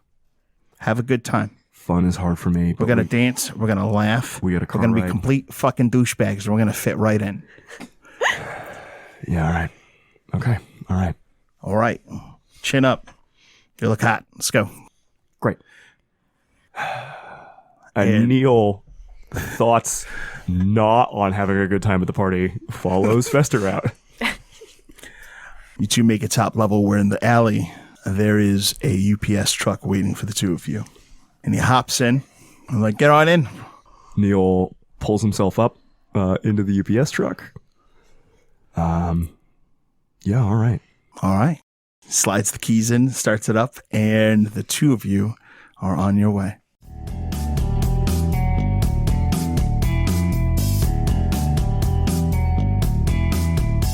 We go back in through the same door. Johnny withdraws his axe and is slowly kind of like moving into this place, just being careful about surprises. We take a direct route to the Roland's sleeping spot. You arrive to the room. You can hear the sounds of an angry fisher cat on the other side, warning anyone who might enter. Chaps and animalism. It's me. And there's some scratching at the door. I unlock it. You see Johnny give you a quizzical look as you kind of make some horrible noises through the door. Had Wynn teach me a few words. I see. Classic Wynn. And I open the door and let out Chaps. Chaps comes out, waiting with his arms splayed out, is Upton Rollins with a stake through his heart and a pillow over his face. I take out another Rap's gigantic steak, give it to Chaps. Good job, kid. It makes this horrible, satisfied noise and starts to eat. What a beautiful symphony for the background. Johnny walks into the room and kind of just paces around the perimeter of it, touching things, kind of like looking through various things on his shelf. The main thing you notice is a set of 3 Rolodexes. Some fancy stuff he's got in this room. He's a little bit garish, but not bad. Rolodex or Rolex? Rolodex. A Rolodex? Yeah. Yes. Like phone numbers? Oh, yes. Like businesses and... Contacts. Johnny kind of pauses at the his contacts list and just does a quick flip through, just so he can kind of get an idea of the things that are there. It's like each one has upwards of like 100 places that are in southern Connecticut. We might need those. Oh, you're certainly going to need these. And you're probably going to need the ghouls that'll be able to help you flip through all this, make sense of it. Yeah, we're going to have to return back there after this is done. The other thing you find is a safe. You want the room to yourself? Yeah, stay by the door. Will be easier. I give you a nod, grab a chair and put it next to Roland's bed. I'll be waiting outside for you. Johnny walks out, kind of like taps the axe on the safe as he walks by it. Just kind of looking at it like, that's going to be interesting. Steps outside of the bedchamber and closes the door. Miles, it's just you and him. He doesn't move, but you know he's awake. I remove the pillow from his face. He's still staring right up at you, terrified. Rollins, it didn't have to come to this. I never had to go this way. In some ways, I'm kind of sorry it did. But you failed me. You were supposed to look out for me and my interests and coteries as the elder Ventru, and all you did was take from me, take from my coterie, put us in danger, force us to live these lives that we've been living for the last couple weeks because you're too fucking selfish to get your shit straight. Miles leans back in the chair, frustrated, and then leans forward, takes his glasses off, puts them on his chest. So here we are. You know, Arabella tried this, and she picked terrible allies and a terrible time. And I didn't really think it was right at the time. But your weakness is an infection at this point. It is a huge, gaping problem for New Haven. And you've let Reese run this city for too long, and all Reese cares about is himself. And all you cared about was yourself. So now it's time for a difference. To take care of the kindred here. To prepare for the coming Sabbat. Just know that, from what I've heard, at least you won't suffer in some sort of hell. It'll just be oblivion. And with that, I stand up and I start to feed off Roland to the point that I will take in his soul. I need a roll for diablerie. I'm going to pump up my strength with the blood that I am currently taking from Roland's. How much blood does he have? 18. 18. He's a big boy. What? My max is what? 10 on strength? Yeah. Okay, so I'm going to pump myself to 10 strength. Yes, you are. Is it just a straight strength roll? Yeah. 3 successes. Okay. He had 5 levels of damage on him. You have diablerized him. So, a few things happen immediately. 1, I need a humanity test. 2, lose a point of humanity. Lose 1, roll to not lose another. I'm going to assume Or this 2 is more. a conscious roll. It is difficulty 8. Pass. Ooh, you don't know if you should have done that. But the last thing that happens is, without being able to resist, you immediately enter a frenzy. Johnny can hear you smashing things around the room as this vampiric essence is drawn into you. Gain 1 generation. Your blood pool will permanently expand to 20. The maximums you may have in traits is now 6. Path of Night is an actual play Vampire the Masquerade podcast set in the classic world of darkness. Britta Ashcroft the Toreador was played by Rebecca Steigelfest. Johnny Saxon the Bruja was played by Garrett Gabbey. Miles Davenport the Ventru was played by Tim Davis. Neil Foster the Malkavian was played by Rob Muirhead. Wynn Cabot the Gangrel was played by Erika Webb. Your storyteller was Lex Lopez. Recording by Rebecca Steigelfest. This episode was edited by Rob Muirhead. The music used in this episode was January Grunge Love Fest by Technoaxe. Visit them online at technoaxe.com. Path of Night uses the 20th anniversary edition rule set of Vampire the Masquerade with a few limited house rules. Vampire the Masquerade is owned by Paradox Interactive. Make sure to subscribe to us wherever you get your podcasts. Follow us on Twitter at Path of Night Pod, on Facebook at facebook.com/Path of Night Podcast, or email us at pathofnightpodcast@gmail.com. See you next time, kindred.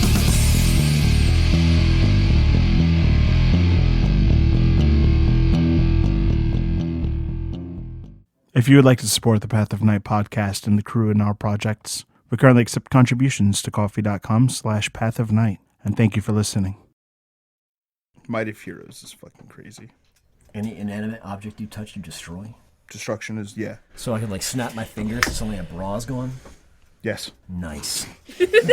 Sick. Johnny, I'm gonna need you to teach me some stuff. Johnny's been spending The bra too much strap time is with that done. fucking Toreador auntie. My God, there's so many NPCs that are like, ooh, Johnny.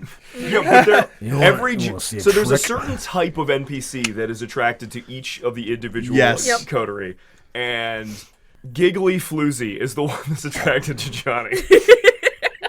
Anyone who's like, ooh, biceps, is like, who's this Johnny fellow? Anybody who flirts while chewing bubblegum. Really, any gum. Nicotine gum. Wynn attracts creeps. Yep. They want to be disciplined. That's all I can figure. Is they need to be punished, and I'm just the lady to do it. And the discipline for them is protean. Miles, it's a girl he can smirk with. Yes. Yes. Miles attracts boss lady business bitches. Yep.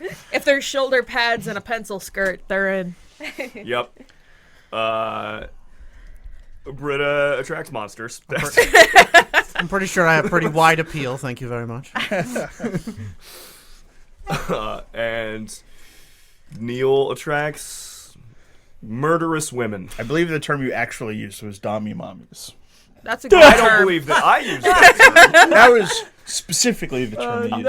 It wasn't even that long ago. I don't think I used that term. But mommy, sorry, mommy, sorry. That's Look, Neil's the type. term- That's not the type that is attracted to Neil. Who said the That's term different. is irrelevant? The term is correct. Neil wants the big woman. Yes. Okay. Ready to rock and roll? Oh man. Now that we've I am Brienne of established Tarth, those are the aren't I? types. what we needed to establish. Well, to be fair, we established what the type that goes for Johnny is. We didn't establish what Johnny. We haven't established what the types for all of the characters are. We've established the type that goes for the characters. And in some circumstances, Miles- that is the same type. Miles is sexually attracted to supervillains. Yes. Yeah. Britta is also sexually attracted to supervillains. Yes. You recall Lucida's corset? Yep. Yeah, I remember. Or the Sabat showing up? The times where Britta was like, were Lucida, Delgado, and Carmen, And actually. Carmen. There was bisexual confusion. I do recall that. Technically, she's into Bruja and La Sombra. Yeah. Yes. A Toreador. Romeo. And Yeah. Romeo. Because powers aside, I don't know, Johnny, you guys pretty Johnny is just into my wife. I think that was actually what we had all said. Yes. Johnny's type is his wife. Yeah. Wynn's type, Wynn attracts creeps. Wynn's type apparently is also creeps. Wynn's type. I don't think. That's the thing. The only person you've shown, like Wynn likes hello. men who don't run when she scratches them. Yes. That's fair. Yeah, that's fair. Yeah, she likes men who are bold enough to approach, and weirdly enough, that's creeps. Caesar can take it. Also, seemingly have the fun types. Yep. Because Kabir is here for a good time. I met my wife in the late 70s at a disco. We were both there and we fucking hated it. I was like, we're both there to fire. Wait, no. What is that from? Nothing. I just I know what you're talking about because that is It feels like it's something. Drax. It's like that's some Drax energy of like Yes, it was Drax.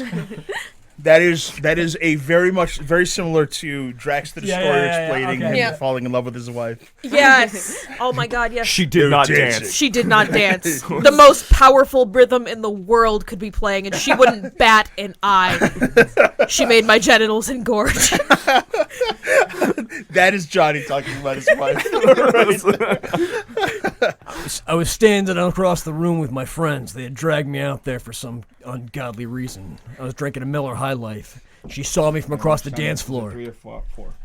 I remember she was wearing a denim jacket and a Black Sabbath t-shirt. She pointed at me, walked across the room, and started making out. I was hers from that point forward. That is such a good story. I met her when she was on her way out to a party. Her dad was like, "Are you gonna wear that?"